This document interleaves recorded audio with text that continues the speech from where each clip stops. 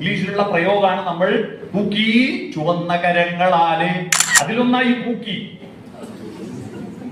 സതീശൻ എന്ന പൂക്കി അതിൽപ്പെട്ടതാണ്. എപ്പോഴാണ് കുതിക്കുന്നത് എന്ന് ആർക്കും പറയാൻ പറ്റാത്ത മനോമണ്ഡലം ഉണ്ടല്ലോ, മനുഷ്യന്റെ മനോമണ്ഡലം. കരിയായിരുന്നെങ്കിൽ കടിക്കാം, പൂവാണെങ്കിൽ മണക്കാം, ഇതിനോട് ഇന്നെങ്ങനെ പെരുമാറും എന്നായിരുന്നു കവിത. ഹിസ്റ്ററി പഠിച്ചാൽ വർഷവും സ്ഥലവും യുദ്ധവും മാത്രമേ ഉണ്ടാവൂ. അവളൊരു സ്കൂൾ ടീച്ചറാണ്. അവൾ നന്നായി പാട്ടുപാടുന്നവളാണ്, നന്നായി പ്രസംഗിക്കുന്നവളാണ്, നല്ല എനർജറ്റിക് ആണ് കുട്ടി. എന്നിട്ടും ആ കുട്ടി ആത്മഹത്യ.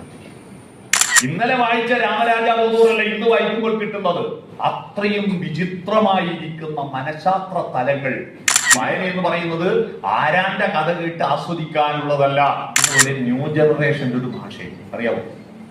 സദസ്സിൽ ഇരിക്കുന്ന പരിണതപ്രജ്ഞരായ പ്രഗത്ഭ വ്യക്തികളടക്കമുള്ള പ്രൗഢ സദസ്സിൽ ഇരിക്കുന്ന പ്രിയപ്പെട്ട സഹൃദയരെ, കലാസ്വാദകരെ, സുഹൃത്തുക്കളെ, നിങ്ങൾക്ക് എല്ലാവർക്കും നമസ്കാരം.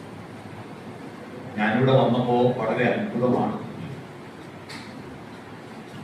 ഒരു സാഹിത്യവുമായി ബന്ധപ്പെട്ട ഒരു പരിപാടി രാവിലെ വെച്ചാണ്.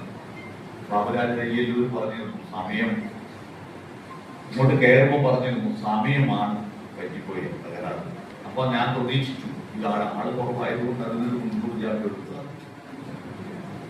പക്ഷെ ഈ രാവിലെ തന്നെ ഒരു സാഹിത്യകാരനെ കുറിച്ച് സംസാരിക്കുന്നത് കേൾക്കാൻ വിദ്യാർത്ഥികളും സമൂഹത്തിന്റെ ഒരു പരിച്ഛേദമായി തലമുതിർന്ന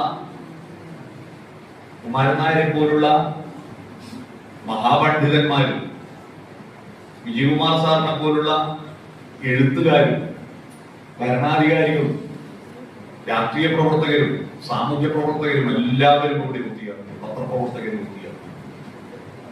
വളരെ അത്ഭുതം തോന്നും. ഇന്ത്യയെ പറ്റിയിട്ട് ഞങ്ങൾ പഠിക്കുന്ന കാലത്ത് ഒരു സംവാദം നടക്കുന്നുണ്ടെങ്കിൽ അന്ന് ഞങ്ങളുടെയൊക്കെ വികാരമായിരുന്നു. ഞങ്ങളൊക്കെ കോളേജിൽ പഠിക്കുന്ന കാലത്ത് MD എന്ന് പറഞ്ഞാൽ ഞങ്ങളുടെയൊക്കെ ഒരു വികാരമായിരുന്നു. MD യെ പറ്റി പറയുന്നുണ്ട്, MD യുടെ ഒരു പുസ്തകത്തെ പറ്റി ചർച്ച ചെയ്യുന്നുണ്ടെന്ന് പത്രത്തിലെങ്ങും കണ്ടെങ്കിൽ അന്ന് കോളേജിൽ ലീവാക്കിയിട്ട് ഞങ്ങളൊക്കെ പോവുമായിരുന്നു. എന്നാ അക്കാലല്ലേ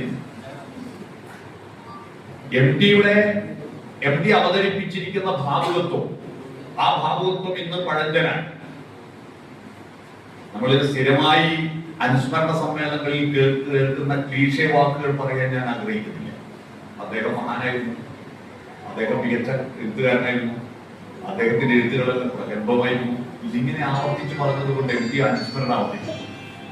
ഞാൻ സ്കൂൾ പഠിക്കുമ്പോ ഹിസ്റ്ററിയിലെ SLC പരീക്ഷയ്ക്ക് ഒരു ചോദ്യം അക്ബർ ചക്രവർത്തിയുടെ ഭരണപരിഷ്കാരങ്ങൾ ഒന്നരപ്പുറത്തിൽ കവിയാതെ വിന്യസിക്കുകയാണ്. ആ ഒന്നരപ്പുറം ഞങ്ങൾ തരുന്നു ഒരു പോയിന്റ് പോലും ഉണ്ടാകും. അക്ബർ ചക്രവർത്തി നല്ല ചക്രവർത്തിയായിരുന്നു, അദ്ദേഹത്തിന്റെ ഭരണപരിഷ്കാരങ്ങൾ മികച്ചതായിരുന്നു. ആ ഭരണപരിഷ്കാരങ്ങളെ പറ്റി പറയുകയാണെങ്കിൽ അത് ഏറ്റവും മികച്ച ഭരണപരിഷ്കാരമായിരുന്നു. ആ ഭരണപരിഷ്കാരങ്ങൾ ലോകത്ത് ഏറ്റവും മികച്ചത്. ഇങ്ങനെ തിരിച്ചും മറിച്ചും ഉണ്ടായിരുന്നു. പേപ്പർ നോക്കുന്ന ആളുകൾ എങ്ങനെയും തീർന്നു കിട്ടട്ടെ എന്ന് വെച്ചിട്ട് ഒന്നും വായിക്കാണ്ട് ആ ഒന്നര പേജ് ഇത്തരത്തിലാണ് പല അനുസ്മരണ സമ്മേളനങ്ങളും നടന്നു വരുന്നത്. അതിൽ നിന്ന് വ്യത്യസ്തമായി എനിക്ക് ചില സത്യങ്ങൾ വിളിച്ചു പറയാതെ നിർത്തി. MD നമ്മുടെ കേരളത്തിലെ മലയാളികൾ ആദരിക്കുകയും അംഗീകരിക്കുകയും ചെയ്ത ആ മഹാവ്യക്തിത്വം ഇന്ന് ആ നോവലുകൾ, അതിനേക്കാൾ വലിയ നോവലുകളും മികച്ച നോവലുകളും ഒട്ടേറെ മലയാള ഭാഷയിൽ ഉണ്ടായിരുന്നു. അതുകൊണ്ട് തന്നെ ഇന്ന് ആലോചിക്കുമ്പോൾ MD ഒരു ഗോമടേശ്വര പ്രതിഭയല്ല ഇന്ന് ആലോചിക്കുന്നു. പക്ഷെ ഞങ്ങൾ പഠിക്കുന്ന കാലത്ത് ഒരു അത്ഭുതം തന്നെയായിരുന്നു. ആ അത്ഭുതം എന്നത് ആ നോവൽ വായിച്ചത് മാത്രമല്ല, ആ നോവലിനെ പറ്റിയിട്ട് പുതിയ എഴുത്തുകാർക്ക്, വായിക്കാൻ തുടങ്ങുന്നവർക്ക് നോവൽ പ്രസ്ഥാനം എന്താണെന്ന്, കഥയെഴുത്ത് എന്താണ്, ആ കഥയുടെ ഒരു കാഥികന്റെ മനസ്സിൽ, കാഥികൻ എന്ന വാക്ക് നമ്മൾ മലയാളത്തിൽ കഥാപ്രസംഗക്കാരന് മാത്രമാണ് കാഥികൻ, കഥ പറയുന്നവരെല്ലാം കാഥികരാണ്. ഒരു കാഥികന്റെ മനസ്സിൽ ഒരു നോവലോ ഒരു കഥയോ രൂപം കൊള്ളുന്നതിന്റെ, അതിന്റെ മുട്ട വിരിയുന്നതിന്റെ, ആ പൊരുന്നിരിക്കുന്ന അവസ്ഥയിലുള്ള ചൂട് എന്താണെന്ന് നമ്മളെ ബോധ്യപ്പെടുത്തുന്ന ഒരു മികച്ച കൃതിയിൽ MD എഴുതി. ആ കൃതിയുടെ പേര് കാഥികന്റെ പണിപ്പുര. കാഥികന്റെ പണിപ്പുര. അല്പം എഴുതാൻ താല്പര്യമുള്ളവരെല്ലാം ആ കാഥികന്റെ പണിപ്പുര ഒന്ന് എടുത്തു വായിക്കുന്നത് നല്ലത്.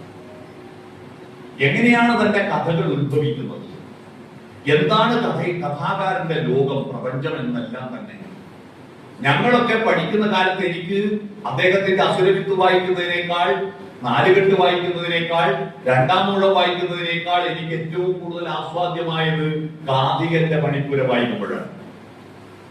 ആ കാഥികന്റെ പണിപ്പുരയിൽ അദ്ദേഹത്തിന്റെ ഒരു കഥ ഉത്ഭവിക്കുന്ന, ഒന്ന് രണ്ട് കഥകൾ ഉത്ഭവിക്കുന്ന ഒരു ഭാഗം പറയുന്നു. ഒന്ന്, നിന്റെ ഓർമ്മക്ക് എന്നൊരു കഥ. ആ കഥ അദ്ദേഹത്തിന്റെ ജീവിതത്തിൽ നിന്നും പറിച്ചെടുത്തതാണ്. ആ ജീവിതത്തിൽ നിന്ന് ഒരേട് എന്നായിരുന്നു അദ്ദേഹം ആദ്യം ആ കഥയ്ക്ക് പേര് കൊടുത്തത്. പിന്നീട് അത് നിന്റെ ഓർമ്മയ്ക്ക് എന്ന് മാറ്റി. അത് അദ്ദേഹത്തിന്റെ അച്ഛൻ മറ്റൊരു കല്യാണം കഴിച്ചിട്ട് അതിൽ കുട്ടീനെയും കൊണ്ട് ശ്രീലങ്കയിൽ നിന്ന് വന്നപ്പോൾ ഉണ്ടായ അനുഭവമാണ്. ആ അച്ഛന്റെ പാരമ്പര്യം എം ടി കാത്തു സൂക്ഷിച്ചു കേട്ടോ. ആ അച്ഛന്റെ പാരമ്പര്യം എം ടി കാത്തു സൂക്ഷിച്ചു. 2 കല്യാണം ഇയാളും കഴിച്ചു കേട്ടോ. 2 കല്യാണം കഴിച്ചു. ഇപ്പൊ അടുത്ത കാലത്ത് എം ടി 2024 മരിച്ചതിന് ശേഷം ആദ്യ ഭാര്യയിലുണ്ടായ മകളുടെ ഒരു പ്രസ്താവനയും മറ്റൊക്കെ വിവാദങ്ങൾ ഉണ്ടായ ഒരുപാട് പ്രശ്നങ്ങളൊക്കെ ഉണ്ടായിട്ടുണ്ട്. പക്ഷെ ഒരു സാഹിത്യകാരന്റെ വ്യക്തി ജീവിതത്തിലെ പ്രത്യേകതകളോ അദ്ദേഹത്തിന്റെ പ്രശ്നങ്ങളോ എടുത്തുകൊണ്ട് അദ്ദേഹത്തെ സാഹിത്യകൃതിയെ വിലയിരുത്തുന്നത് ശരിയല്ല. ചങ്ങമ്പുഴയുടെ ജീവിതത്തെ പൂർണ്ണമായി മനസ്സിലാക്കിയവർ ചങ്ങമ്പുഴയുടെ കവിത വായിക്കുമ്പോൾ അത് വെച്ച് ആസ്വദിക്കാൻ പറ്റില്ല. കാരണം കഥ എഴുതി കഴിഞ്ഞാൽ പിന്നെ ആ കഥ it belongs to the generations. അത് തലമുറകളുടേതാണ്, അവർക്കുള്ളതാണ്. കഥ എഴുതി പുറത്തു വന്നാൽ പിന്നെ കാഥികന്റെതല്ല കഥ. കഥ എഴുതി പുറത്തു വന്നാൽ ആ കഥ അയാളുടേതല്ല. അയാൾക്ക് പിന്നെ അതിൽ അവകാശമില്ല. അയാൾ അത് പുറത്തു വിട്ടു കഴിഞ്ഞാൽ ജനങ്ങളുടേതാണ്. അതുകൊണ്ട് ജനങ്ങൾക്ക് എങ്ങനെ വേണമെങ്കിലും അതിനെ വ്യാഖ്യാനിക്കുകയോ തിരുത്തുകയോ ഒക്കെ ചെയ്യാം. ഒരു കവിത തന്നെ പലർക്കും പല വിധത്തിൽ വ്യാഖ്യാനിക്കാം. ഞാൻ നിർമ്മലഗിരി കോളേജിൽ പഠിക്കുമ്പോ കടമനിട്ട രാമകൃഷ്ണന്റെ തേങ്ങ എന്നൊരു കവിത പഠിക്കാനുണ്ടായി. എന്നെ പഠിപ്പിച്ചത് പിന്നീട് നിർമ്മലഗിരി കോളേജിലെ പ്രിൻസിപ്പളായ ഫാദർ ജിയോ പുളിക്കലാണ്. അല്ലല്ല ഇതാ ഒരു പുതിയ തേങ്ങ, ഇതെങ്ങനെ എവിടന്നു വന്നതെന്നറിയില്ല, കൈകളിൽ കൗതുകം തിരിച്ചും മറിച്ചുമൻ കൗതുകം കളി വിട്ടു കണ്ണുകൾ പിടിച്ചല്ലോ, കരിയായിരുന്നെങ്കിൽ കടിക്കാം, പൂവാണെങ്കിൽ മണക്കാം, ഇതിനോട് ഇന്നെങ്ങനെ പെരുമാറും എന്നായിരുന്നു കവിത. ആ കവിത ജിയോ പുളിക്കൽ എന്നെ പഠിപ്പിച്ചത് വ്യക്തിത്വമാണ് തേങ്ങ. അതിന്റെ ഉള്ളിൽ നിന്ന് കാമ്പും അതിന്റെ ഉള്ളില് മധുരമുള്ള വെള്ളവും കണ്ടെത്താൻ കുറച്ച് പ്രയാസമുണ്ട്. പക്ഷെ ഈ കവിത ഞാൻ നിർമ്മല ബ്രണ്ണൻ കോളേജിൽ പഠിക്കാനുണ്ടായി. ബ്രണ്ണൻ കോളേജിൽ പഠിക്കുമ്പോ എനിക്ക് തോന്നക്കൽ വാസുദേവനാണ് ഈ കവിത എഴുതുന്നത്. അദ്ദേഹം പറഞ്ഞത് സോഷ്യലിസമാണ് തേങ്ങ. അപ്പൊ നിർമ്മലഗിരി കോളേജിലെ വ്യക്തിത്വം എന്തായി? ബ്രണ്ണൻ കോളേജിൽ എത്തുമ്പോ സോഷ്യലിസം. അത് തെറ്റല്ല, അത് തെറ്റല്ല. ഓരോ കവിതയും 100 ആള് വായിക്കുമ്പോൾ 100 കവിതയായി മാറണം. അപ്പോഴാണ് ആ കവിത നല്ല കവിതയായി. വ്യത്യസ്തരായ ആളുകൾ വ്യത്യസ്ത മട്ടിൽ അതിനെ നോക്കിക്കാണാൻ കഴിയും. അപ്പോ നിന്റെ ഓർമ്മയ്ക്ക് എന്ന് പറയുന്ന കഥയെ പറ്റിയേ പറഞ്ഞു. ആ നിന്റെ ഓർമ്മയ്ക്ക് എന്ന് പറയുന്ന കഥ തന്റെ അച്ഛൻ ശ്രീലങ്കയിൽ നിന്ന് ട്രങ്കുപെട്ടിയുമായിട്ട് വന്നപ്പോ ആ ട്രങ്കുപെട്ടിയുടെ പുറത്തിരുന്നൊരു പെൺകുട്ടി, ആ പെൺകുട്ടിയെ കൂട്ടിക്കൊണ്ടുവന്നതിന്റെ പേരിൽ വീട്ടിലുള്ള വലിയ ബഹളം. അച്ഛൻ വേറെ കല്യാണം കഴിച്ചു എന്ന് പറഞ്ഞാലുള്ള ബഹളമുണ്ട്. ആ ബഹളം, ആ പെൺകുട്ടി എല്ലാം കേട്ടിട്ട് ഇങ്ങനെ ആകെ ബേജാറായിട്ട് നിൽക്കുക. അവസാനം നിവൃത്തിയില്ലാതെ ആ പെൺകുട്ടി ശ്രീലങ്കയിലേക്ക് തന്നെ തിരിച്ചുപോയി. അന്ന് താൻ കുട്ടിയായിരുന്നു. ഇന്ന് ഞാനത് ആലോചിക്കുമ്പോൾ എന്റെ സഹോദരിയല്ലേ അവൾ, എന്റെ അച്ഛന്റെ മകളല്ലേ, അവൾ എവിടെ ഉണ്ട് അന്നും അറിയില്ല. അവരുടെ സ്മരണയ്ക്ക് വേണ്ടിയിട്ടാണ് നിന്റെ ഓർമ്മക്ക് എന്ന ഒരു കഥ. ഒരുപാട് കഥ എഴുതണമെന്ന് തോന്നിയിട്ട് വെക്കേഷൻ കാലത്ത് അദ്ദേഹം ജോലി ചെയ്തിരുന്നല്ലോ, പത്രസ്ഥാപനങ്ങളിലൊക്കെ ജോലി ചെയ്തിരുന്നു. വെക്കേഷൻ കാലത്ത് കുറച്ച് ലീവ് എടുത്തിട്ട് കഥ എഴുതാൻ വേണ്ടിയിട്ട് ബോധപൂർവം ലീവ് എടുത്തിട്ട് കഥ എഴുതാൻ പോയി. എല്ലാ ദിവസവും ഇങ്ങനെ എഴുതണം എന്ന് വിചാരിക്കും. ഒരു ചുറ്റും നടക്കില്ല. അവസാന ദിവസങ്ങൾ ഇങ്ങനെ വെറുതെ പൊഴിഞ്ഞു പോകുന്നത് ദുഃഖത്തോടെ നോക്കിയിരിക്കേണ്ടി വന്നിട്ടുണ്ടെന്ന്. പക്ഷേ അങ്ങനെ കഥ എഴുതാനൊന്നും ചിന്തിക്കാതെ ഒരു ദിവസം പ്രഭാതത്തിൽ ലോകത്തോട് മുഴുവൻ പരിഭവമായിട്ട് വരാന്തയിൽ ഇങ്ങനെ ചാട്ടഞ്ഞു കൂടിയിരിക്കുക. കഥ എഴുത്തിനെ പറ്റി ഒന്നും ചിന്തിച്ചില്ല. ആരോടൊക്കെയോ ദേഷ്യം വന്നിട്ട് ഇങ്ങനെ വരാന്തയിൽ ഇങ്ങനെ ഇരിക്കുക. തലേന്ന് വായിച്ച ബൈബിൾ മനസ്സിലൂടെ ഇങ്ങനെ കടന്നു പോകുന്നുണ്ട്. അവരുടെ അങ്ങനെ ഇങ്ങനെ കടന്നു പോകുമ്പോ യേശുവിനെ പറ്റി ആലോചിച്ചു. യേശുവിനെ ഒറ്റുകൊടുത്ത യൂദാസ് വീണ്ടും ഉയർത്തെഴുന്നേറ്റ് യേശുവിനെ കണ്ടു ചേർന്ന് എനിക്ക് സംസാരിക്കുക എന്ന് വെറുതെ ആലോചിച്ചു. അപ്പോഴൊരു കഥാബീജം. ആ കഥാബീജമാണ് അക്കൽദാമയിൽ പൂക്കൾ വിടരുമ്പോൾ എന്ന കഥ. അക്കൽദാമ എന്ന് പറയുന്നത് രക്തനിലം എന്നാണ് ഹീബ്രു ഭാഷയിൽ. അക്കൽദാമ എന്ന വാക്കിന് രക്തനിലം എന്നാണ്. രക്തനിലം എന്ന് പറയുന്നത് ഈ യൂദാസിനെ അടക്കം ചെയ്ത സ്ഥലത്തിന്റെ പേരാണ് അക്കൽദാമ. യൂദാസിനെയും അടക്കം ചെയ്തിട്ടുണ്ടല്ലോ, യേശുവിനെ മാത്രമല്ലല്ലോ. അതാണ് അക്കൽദാമ. ആ അക്കൽദാമയിൽ പൂക്കൾ വിടരുമ്പോൾ എന്നൊരു കഥ. ഞാനിത് 2 ഉദാഹരണങ്ങൾ മാത്രം പറയാം. കാഥികന്റെ പഠിപ്പുര ഇവിടെ വിദ്യാർത്ഥികളോട് കൊണ്ടാണ് ഞാൻ പറയുന്നത്. എഴുത്തിനോട് താല്പര്യമുണ്ടോ മക്കളെ? പുസ്തകം വായിക്കാൻ നിങ്ങൾക്ക് ഇഷ്ടപ്പെടാൻ എന്താ മാർഗം? ഇഷ്ടപ്പെടാൻ കാഥികന്റെ പഠിപ്പുര. ഇത് ഞാനിവിടെ പറയാൻ കാരണം, ഇന്ന് മലയാള സാഹിത്യത്തിൽ ഖണ്ഡന വിമർശനത്തിൽ അഗ്രഗണ്യനായിരിക്കുന്ന ഒരു നിരൂപകനുണ്ട്. അദ്ദേഹത്തിന്റെ നിരൂപണത്തോടൊന്നും ഞാൻ യോജിക്കുന്നില്ല.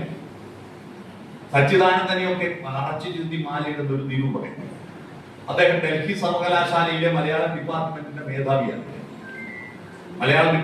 മേധാവിയാണ്. ആ നിരൂപകൻ പണ്ട് സ്കൂളിൽ പഠിക്കുമ്പോൾ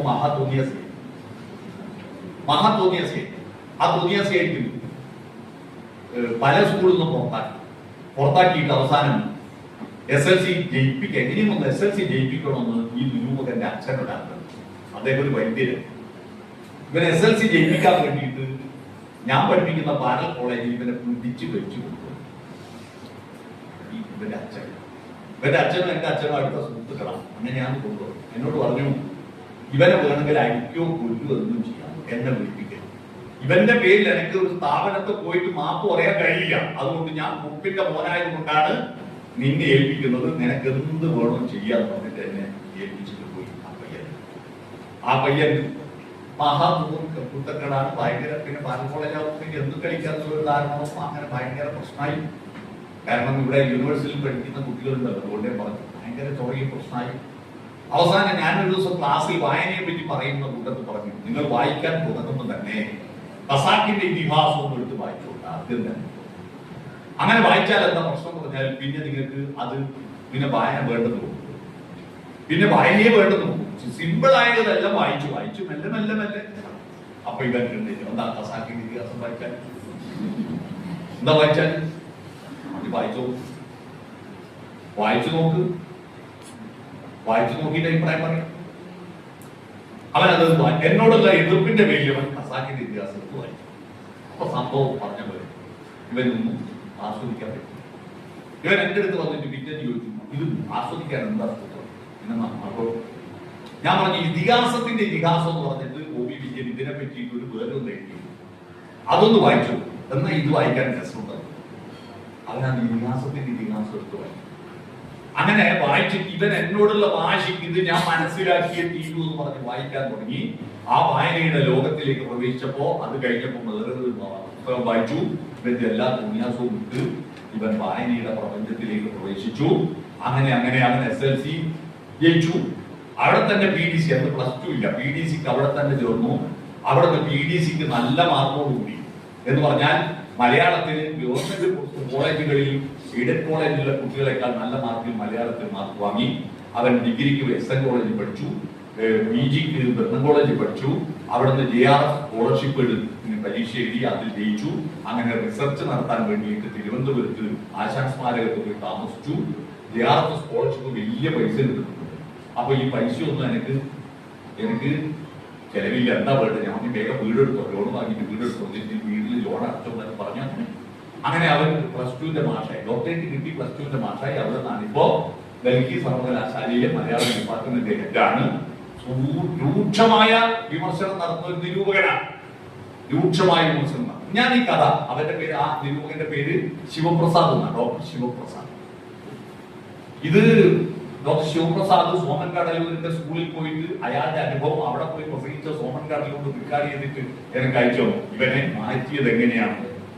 ഞാനിത് കുട്ടികളോട് പറയാൻ കാരണം, നിങ്ങൾ വായനയുടെ ഒരു ജീവിതത്തെ തന്നെ മാറുന്നു നിങ്ങൾ ശ്രദ്ധിക്കും. അപ്പൊ വായന കവിതയും കഥയും മാത്രമല്ല വായിക്കാനുള്ളത്. ഇപ്പൊ എന്നെ MD ഏറ്റവും കൂടുതൽ ആകർഷിച്ചത് കാതികന്റെ പണിപ്പുരയേക്കാൾ എനിക്ക് മറ്റൊരു കൃതിയുണ്ട്, ഹെമിംഗ്വേ എന്തുകൊണ്ട്. MD എഴുതിയതാണ് ഹെമിംഗ്വേ എന്തുകൊണ്ട്. ലോക വിശ്വസാഹിത്യവുമായിട്ട് എന്നെ കണക്ട് ചെയ്ത ആ പുസ്തകം ഹെമിംഗ്വേ എന്ന്. ഹെമിംഗ്വേനെ അറിയാവോ മക്കളെ?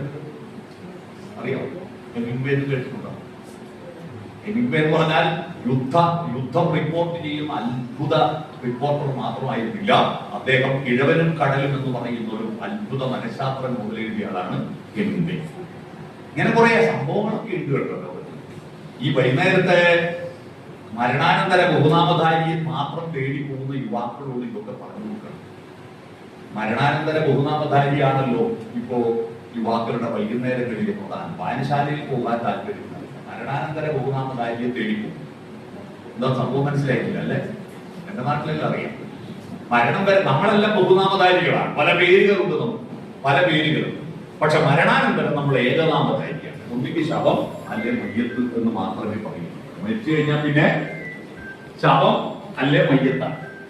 എന്നാൽ കോഴി മരണം വരെ ഏകനാമധാരി, കോഴിയിലേ പറയും, പല പേരില്ല. പക്ഷെ മരണാനന്തരം ബഹുനാമധാരി 28 പേരുണ്ട്.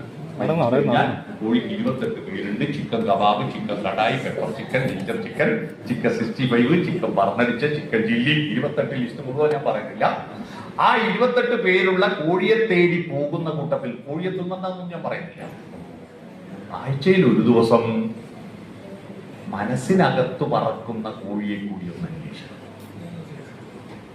ആ കോഴിയെ കിട്ടണമെങ്കിൽ നമ്മള് ഈ സമൂഹം വളർന്നു വന്നതിന്റെ ചരിത്രം അറിയണം. എങ്ങനെ? ഹിസ്റ്ററി പഠിച്ചാൽ വർഷവും സ്ഥലവും യുദ്ധവും മാത്രമേ ഉണ്ടാവൂ. മനുഷ്യൻ എങ്ങനെ വളർന്നു വന്നു എന്ന് അറിയണമെങ്കിൽ അതാത് കാലഘട്ടത്തിന്റെ കണ്ണാടിയായിരിക്കുന്നത് സാഹിത്യമാണ്. ടോൾസ്റ്റോയിയുടെ ഏറ്റവും പ്രശസ്തമായ കൊട്ടേഷനാണ് കല കാലത്തിന്റെ കണ്ണാടിയാണ്. ഒരു കാലഘട്ടത്തിന്റെ യഥാതഥമായ ചിത്രീകരണം. മട്ടന്നൂർ മുനിസിപ്പാലിറ്റി എന്ന് പറയുന്നത് ഇവിടുത്തെ ടൗണും ഇവിടുത്തെ ട്രാഫിക് ബ്ലോക്കും ഇവിടുത്തെ ട്രാഫിക് ജംഗ്ഷനൊന്നുമല്ല, ഇവിടുത്തെ ജീവിക്കുന്ന മനുഷ്യരുടെ പ്രശ്നങ്ങളാണ്. ആ മനുഷ്യരുടെ മനഃശാസ്ത്രം പുറത്തുനിന്ന്, നമ്മുടെ വീട്ടിൽ തന്നെ നമ്മുടെ കുട്ടികൾക്ക് എന്താണ് പ്രശ്നം എന്നറിയില്ലല്ലോ. ഞാനിപ്പോ ഇവിടെ വന്നപ്പോ ആരോ എന്നോട് പറഞ്ഞു, പിന്നെ നാണുവേട്ടന്റെ മോള് മരണപ്പെട്ട കാര്യം അല്ലേ പറഞ്ഞില്ലേ? നാണുവേട്ടന്റെ മോള് മരണപ്പെട്ട കാര്യം. അവളൊരു സ്കൂൾ ടീച്ചറാണ്. അവൾ നന്നായി പാട്ടുപാടുന്നവളാണ്, നന്നായി പ്രസംഗിക്കുന്നവളാണ്, നല്ല എനർജറ്റിക് ആണ് കുട്ടി. ആ കുട്ടി തന്റെ ഭർത്താവിനെ സ്വയം കണ്ടെത്തുകയും കുടുംബക്കാരത് അംഗീകരിക്കുകയും വിവാഹം ഉറപ്പിക്കുകയും മോതിരമാറുകയും ചെയ്തു. എന്നിട്ടും ആ കുട്ടി ആത്മഹത്യ ചെയ്തു. എന്താണ്? അവിടെയാണ് മനഃശാസ്ത്രത്തിന്റെ, നമ്മൾ ഒരു കഥാകൃത്ത്, ഒരു കവി അഭിസംബോധന ചെയ്യേണ്ടത് ഉപരിപ്ലവമായിരിക്കുന്ന മനുഷ്യന്റെ ജീവിത പ്രക്രിയകളെ കുറിച്ചിട്ടല്ല, മനസ്സിന്റെയും ഹൃദയത്തിന്റെയും വൈകാരികവും അസ്വസ്ഥജനകവും ആയിരിക്കുന്ന തത്വശാസ്ത്രപരമായ ആഴങ്ങളിലേക്ക് ഇറങ്ങാൻ കഴിയുമ്പോഴാണ് ഒരു എഴുത്തുകാരനും ഒരു കൃതിയും അത്ഭുതകരമായി മാറുന്നത്. ഇപ്പോ മലയാളത്തിലെ ആദ്യത്തെ നോവലായ ഇന്ദുലേഖ നല്ല നോവലാണ്. പക്ഷെ ആ നോവലിൽ മനഃശാസ്ത്രപരമായിട്ട് ഒരാളെ വ്യാഖ്യാനിക്കുന്നത് വളരെ വളരെ അപൂർവമാണ്. യഥാതഥമായി ഒരു ഉപരിപ്ലവമായി കഥകൾ പറഞ്ഞു പോകുന്നേയുള്ളൂ. അതിൽ സന്ത്രാസങ്ങളില്ല. അതിലാകെയുള്ളത് 28-ാം അധ്യായത്തിൽ ദൈവത്തെ പറ്റി നടക്കുന്ന ഒരു ദീർഘമായ ചർച്ചയുണ്ട്. വീണ്ടും ഞാൻ വായിക്കാൻ, ഇന്ദുലേഖ വീണ്ടും വായിക്കാൻ എനിക്ക് പ്രേരിപ്പിക്കുന്ന ആ ഭാഗം മാത്രമാണ്. മാധവനെ അന്വേഷിച്ചിട്ട് തിരഞ്ഞിട്ട് മദിരാശിയിലെത്തിയിട്ട് മാധവനെ കണ്ടെത്തിയതിനു ശേഷം മദിരാശിയിലെ ലോഡ്ജ് മുറിയിൽ വെച്ചിട്ട് നടക്കുന്ന ഒരു ചർച്ചയുണ്ട്. ഇത് 120ഓളം പേജുകളുണ്ട്. ദൈവം ഉണ്ടോ ഇല്ലയോ എന്ന് കഥയായിട്ട് ഒരു ബന്ധമില്ല. പക്ഷെ എന്നെ വീണ്ടും വീണ്ടും വായിക്കാൻ പ്രേരിപ്പിക്കുന്നത് ആ 28ാം അധ്യായം മാത്രമാണ്. ബാക്കിയെല്ലാം നമ്മുടെ ഉള്ളിൽ നമ്മൾ കിട്ടിയതാണ്. കഥ നമുക്കറിയുന്നതാണ്. സൂര്യ നമ്പൂതിരിപ്പാടിനെ അറിയാം, ചെറുശ്ശേരി അറിയാം, പഞ്ചുമേനോനെ അറിയാം, ലക്ഷ്മിക്കുട്ടിയെ അറിയാം. അതിലെ ഓരോ ഭാഗങ്ങളും നമുക്ക് ചിത്രം വരച്ചതുപോലെ, സിനിമ കണ്ട പോലെ മനസ്സിലുണ്ട്. അതുകൊണ്ട് നമ്മൾ ഈ സിനിമയുടെ റീൽ വീണ്ടും വീണ്ടും കാണും പോലെ മാത്രമേ ഉള്ളൂ ഈ നോവൽ വീണ്ടും വായിക്കാൻ. പുതിയതൊന്നുമില്ല. എന്നാൽ അങ്ങനെയല്ല. സി വി രാമൻപിള്ളിയുടെ രാമരാജാവധൂർ സി വി രാമൻപിള്ളിയുടെ രാമരാജാവധൂർ വായിക്കാൻ ധൈര്യം ഉണ്ടെങ്കിൽ അവർക്ക് ഞാൻ എന്തൊരു സമ്മാനം. ചെറിയ ധൈര്യമൊന്നും പോരാ. സി വി രാമൻപിള്ളിയുടെ രാമരാജാവധൂർ വായിച്ച് തീർക്കണമെങ്കിൽ ചെറിയ ധൈര്യമൊന്നും പോരാ. ക്ലിഷ്ടത എന്ന് പറയുന്ന ഒരു വാക്കുണ്ട്, അറിയാം? ക്ലിഷ്ടത. അതൊരു പേജ് വായിച്ചു തീർക്കണമെങ്കിൽ ഒരു 2 മണിക്കൂറിലുണ്ട് ചില പേജ് വായിക്കണം. പക്ഷേ അത് ഓരോ തവണ വായിക്കുമ്പോഴും അതിന്റെ ആഴങ്ങളിലേക്ക് ഇന്നലെ വായിച്ച രാമരാജാവധൂറല്ല ഇന്ന് വായിക്കുമ്പോൾ കിട്ടുന്നത്. അത്രയും വിചിത്രമായിരിക്കുന്ന മനഃശാസ്ത്ര തലങ്ങൾ. തിരുവിതാംകൂർ രാജാക്കന്മാരുടെ കഥകളാണെങ്കിലും വ്യക്തികൾ, അമാനുഷ കഥാപാത്രങ്ങൾ, ആ കഥാപാത്രത്തിന്റെ മനസ്സിന്റെ ആഴങ്ങൾ അവതരിപ്പിക്കുന്ന ഒരു അത്ഭുത കൃതിയാണ് രാമരാജാവധൂർ. അദ്ദേഹം സി വി രാമുള്ള മാർത്താണ്ഡോർമ്മ എഴുതിയിട്ടുണ്ട്, ധർമ്മരാജ എഴുതിയിട്ടുണ്ട്. അതൊക്കെ നല്ല കൃതികൾ തന്നെ. പക്ഷെ രാമരാജാവധൂറിനോളം രാമായണം പോലും വരില്ല എന്നാണ് എന്റെ അഭിപ്രായം. രാമായണം പോലും വരില്ല. അത്രയും അത്ഭുതകരമാണ്. ഞാനത് എത്ര തവണ വായിച്ചു എന്ന് പറയാൻ പറ്റില്ല. എനിക്ക് എപ്പോഴും ബാക്കി എന്ത് വായിച്ചിട്ടും മടുപ്പ് വരുമ്പോൾ ഞാൻ രാമരാജാവധൂർ എടുത്ത് വായിക്കും. അപ്പൊ എന്തൊരാനന്ദമാണെന്നറിയോ, എന്തൊരാനന്ദമാണെന്നറിയോ. അതാണ് വായനയുടെ സുഖം. വായനയുടെ സുഖം എന്ന് പറഞ്ഞാൽ ഏതൊക്കെ കുറച്ച് ആളുകളുടെ കഥകൾ ഇങ്ങനെ കേട്ട് പോക്കല്ല. അതിനിപ്പോ മൊബൈൽ ഫോണിൽ ഇഷ്ടം പോലെ ലിപി മറ്റേ ഇതെല്ലാം പറഞ്ഞ് ഒരുപാട് കുക്ക് പറഞ്ഞിട്ട് കുറെ കഥകൾ വരുന്നുണ്ട്. ചവറും ഒരുപാട് വരുന്നുണ്ട്. കുറെ കഥകൾ ഇങ്ങനെ കുറെ ആരാന്റെ അത് നമ്മുടെ ഉള്ളിലുള്ള ആരാന്റെ വീട്ടിലെ കുഴപ്പം കാണുമ്പോൾ പഴങ്ക് കാണാനുള്ള നമ്മുടെ ഒരു ആകാംക്ഷയില്ലേ? ജനലിനുള്ളിലൂടെ എത്തി നോക്കിയിട്ട് അനിയത്തോ പൊട്ടുന്നുണ്ടോ എന്ന് പറഞ്ഞിട്ട് ആ ആകാംക്ഷയെ തണുപ്പിക്കാൻ വേണ്ടിയിട്ടല്ല വായന. വായന എന്ന് പറയുന്നത് ആരാന്റെ കഥ കേട്ട് ആസ്വദിക്കാനുള്ളതല്ല. മറ്റുള്ളവരുടെ കഥ എന്റെ ഉള്ളിലെ കഥയായി മാറുകയും എന്റെ ചിന്തകളെ ഉദ്ദീപിപ്പിക്കുകയും ആ കഥാപാത്രമായി ഞാനായിരുന്നുവെങ്കിൽ എന്തു ചെയ്യുമെന്ന് എന്നിൽ ആശങ്കയുണ്ടാക്കുകയും ചെയ്യുന്ന അത്ഭുതകരമായ ഒരു കരുത്താണ് ഒരു കഥ എഴുതുമ്പോ, ഒരു നോവൽ എഴുതുമ്പോൾ ഉണ്ടാകുന്നത്. അവിടെയാണ് എം.ടിയുടെ വിജയം ഉണ്ടാകുന്നത്. എം.ടിയുടെ നോവലുകളിൽ നമ്മൾ സ്ഥിരം അറിയപ്പെടുന്നത് അസുരവിത്ത്, കാലം, നാലുകെട്ട്, രണ്ടാം ഊഴം. പക്ഷേ അന്താരാഷ്ട്ര തലത്തിൽ എം.ടി അംഗീകരിക്കപ്പെട്ടത് ഈ നോവലുകളിലൂടെ ഒന്നുമല്ല. അദ്ദേഹം അറിയപ്പെടുന്നത് മഞ്ഞ് എന്നൊരു നോവലിലൂടെയാണ്. മുഴുവൻ കുട്ടികൾ വന്നൊന്ന് വായിക്കണം. മഞ്ഞ് അത് ബോധധാരാ സമ്പ്രദായത്തിലാണ് എഴുതിയിരിക്കുന്നത്. ആ സമ്പ്രദായം കേരളത്തെ പരിചയപ്പെടുത്തിയ അദ്ദേഹമാണ്. യഥാർത്ഥമായി കഥ പറഞ്ഞു പോവുക എന്ന് പറഞ്ഞാൽ സ്കൂളിൽ നിന്ന് പഠിക്കുന്ന ചെറിയ കുട്ടിയായിരിക്കുമ്പോ പണ്ടൊരു പാമ്പ് വന്നിട്ട് അവിടുന്ന് എത്തി നോക്കി, എന്നിട്ട് എഴഞ്ഞഴിഞ്ഞു പോയി, എന്നിട്ട് ബാക്കി എന്താന്ന് കുട്ടികൾ ചോദിക്കുമ്പോൾ പിന്നെ എഴഞ്ഞഴിഞ്ഞു പോയി എന്ന് പറഞ്ഞ ഒരു പ്രത്യേകതയും ഇല്ലാത്ത സാധാരണ പറച്ചൽ പ്രക്രിയയിൽ നിന്ന് വ്യത്യസ്തമായി ബോധധാര, ചുറ്റുവട്ടമുള്ള യാഥാർത്ഥ്യവും മനസ്സിലുള്ള ഓർമ്മകളും മനസ്സിലുള്ള വിഹ്വലതകളും ഇങ്ങനെ മാറി അപ്പുറത്ത് തുള്ളി ഇപ്പുറത്ത് തുള്ളിയിട്ടൊരു വല്ലാത്തൊരു അവതരണമാണ്. ആ അവതരണത്തിൽ നമ്മൾ ഇതുവരെ നമ്മൾ സങ്കല്പിച്ചിരുന്ന ചിന്തകളിൽ നിന്നും മാറിയിട്ട്, അതിന് പറയാ സച്ചിദാനന്ദന്റെ ഒരു സാഹിത്യ നിരൂപണ കൃതിയിൽ പറയുന്ന ഒരു വാക്ക് ഞാൻ കടമെടുക്കുക.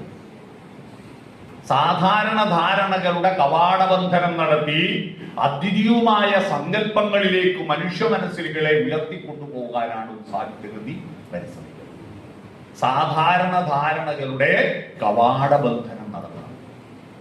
നാട്ടുവർത്തമാനങ്ങൾ നേടിയ പോയിന് ഇപ്പൊ വാട്സപ്പിലുള്ള മെസ്സേജുകളില്ലേ, എന്നാ കൂട്ടാപ്പത്തിന് ഇങ്ങനെയല്ലേ വാട്സപ്പിൽ മെസ്സേജ്? നമ്മുടെ നാട്ടിലുള്ള മെസ്സേജുകൾ അധികം ഇങ്ങനെയാണ്. എന്നാ കൂട്ടായ ചെറുപ്പക്കാരെ മെസ്സേജ് കണ്ടിട്ടുണ്ടോ? മെസ്സേജുകളിൽ പുതിയ കുറെ വാക്കുകൾ കയറി വന്നിട്ടുണ്ട്. നമ്മളെല്ലാം ഇപ്പൊ നമ്മളെല്ലാം നിരക്ഷരരാവും. പുതിയ തലമുറയ്ക്ക് കുറെ ഇമോജികളെ കൂട്ടിച്ചേർത്തുകൊണ്ട് ഇമോജികളെ കൂട്ടിച്ചേർത്തുകൊണ്ട് പുതിയ കുറേ വാക്കുകൾ വന്നിട്ടുണ്ട്. ജെൻസി, ഇവര് ജെൻസി ആണോ എന്ന് എനിക്കറിയില്ല. ഇവര് ജെൻസി ആൽഫയാണെന്നാ തോന്നുന്നു. ജെൻസി ആൽഫ അറിയാം. ജെൻസി ആൽഫ എന്ന് പറയുന്നത് ജെൻസി കുട്ടികൾക്ക് ശേഷം ജനിച്ച, ആൽഫ എന്ന് പറഞ്ഞാൽ റോമൻ ലെറ്ററിലെ ആദ്യത്തെ അക്ഷരമാണ്, ആദ്യത്തെ അക്കമാണ് ആൽഫ. നമ്മള് വണ്ടിക്ക് നമ്പർ കൊടുക്കുമ്പോൾ എ ബി എന്നൊക്കെ കൊടുക്കുമ്പോൾ ജെൻസി ജനറേഷൻ സെഡ് വരെ എത്തിപ്പോയി. ഇനി സെഡ് കഴിഞ്ഞാൽ പിന്നെ അക്ഷരം ഇല്ലാത്തതുകൊണ്ട് അടുത്ത തലമുറക്ക് ആൽഫ എന്ന് കൊടുത്തത്.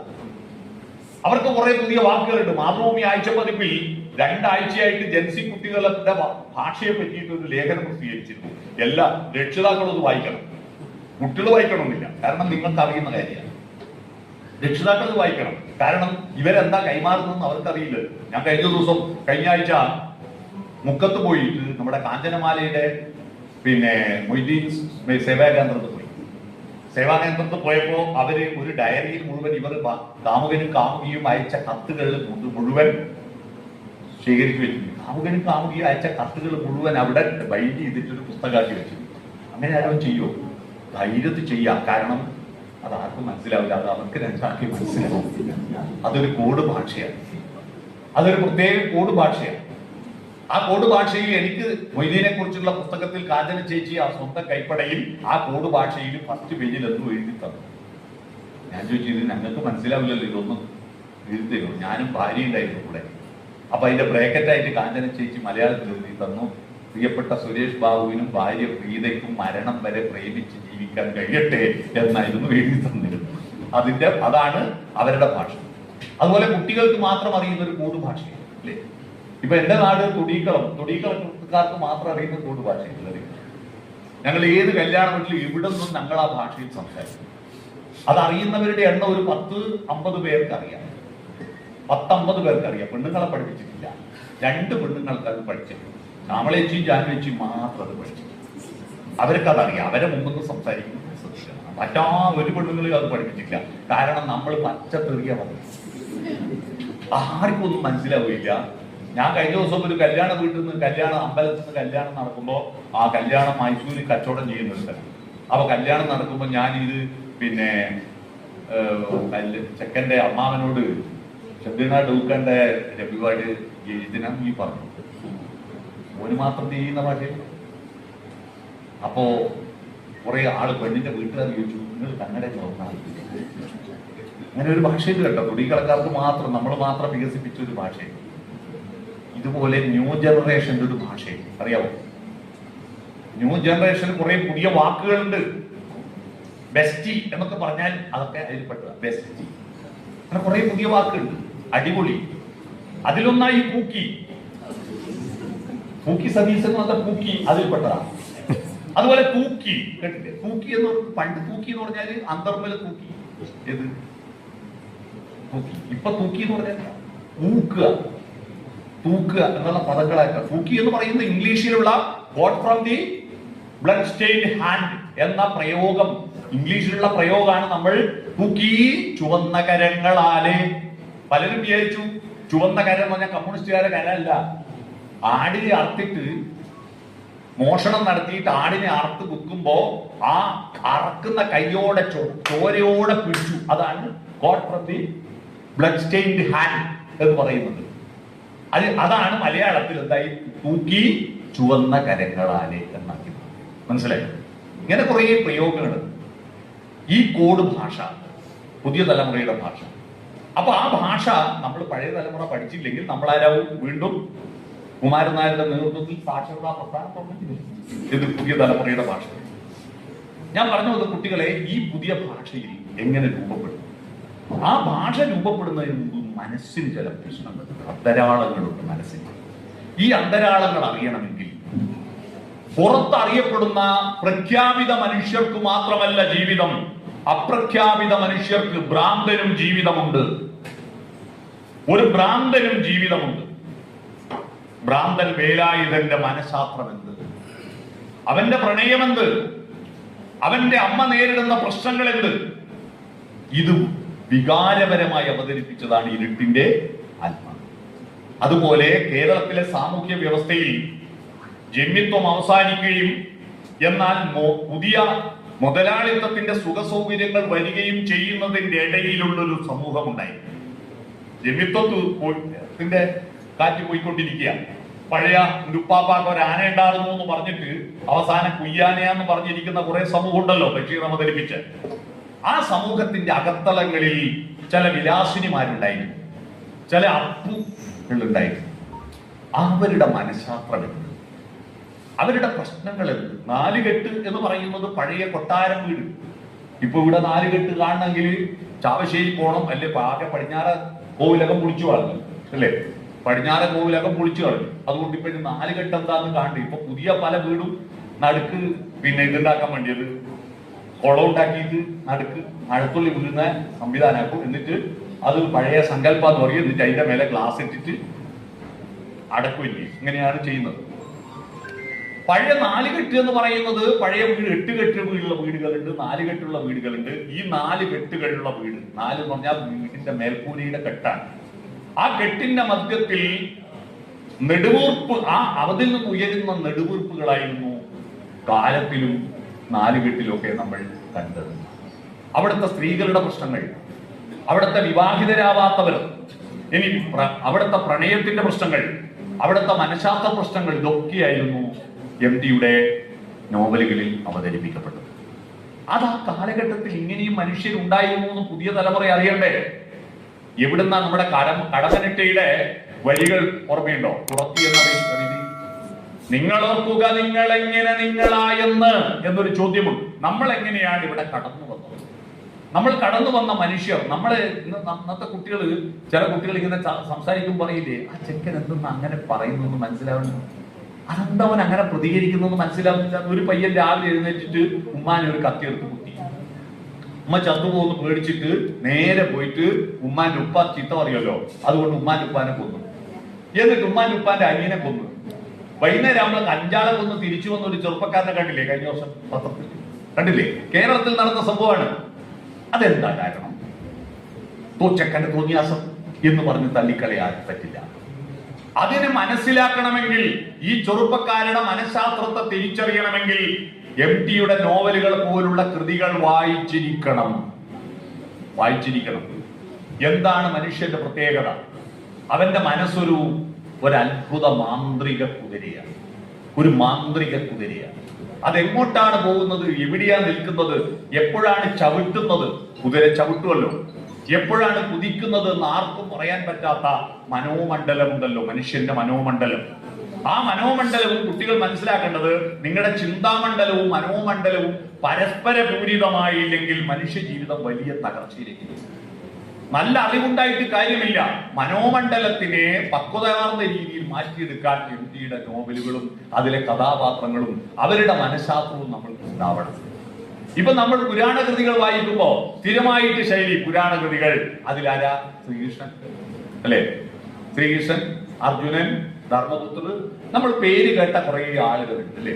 നമ്മൾ എങ്ങനെയാണ് സ്ഥിരം, നമ്മൾ ഏത് പരിപാടിക്കും ഉണ്ടാവും ഏത് സ്ഥിരം കുറെ മുഖ്യസ്ഥന്മാര്, അവരോട് യോഗ്യം പറയുന്നു, അവരെ സ്വാഗതം പറയുന്നു. എന്നാൽ ആരും മൈൻഡ് ചെയ്യാത്ത ഏതെങ്കിലും ഒരു ചില മൂലക്കുണ്ടാവും, അല്ലേ? ആരും അറിയാത്ത.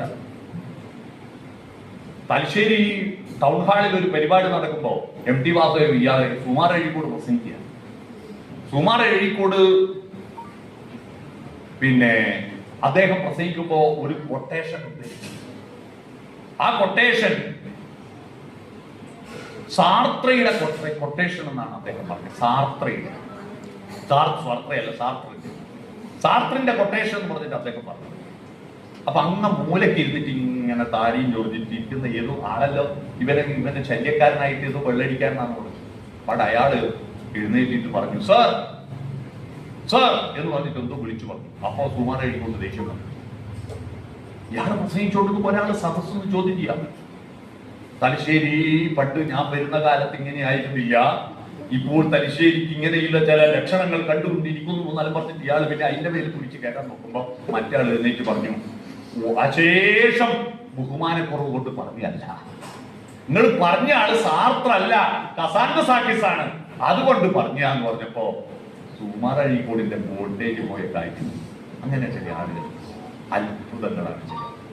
നമ്മൾ തീരെ മൈൻഡ് ചെയ്യാത്ത ചില മനുഷ്യർ ആ മനുഷ്യരുടെ കൂട്ടത്തിൽ ഒന്നായിരുന്നു തടിയൻ.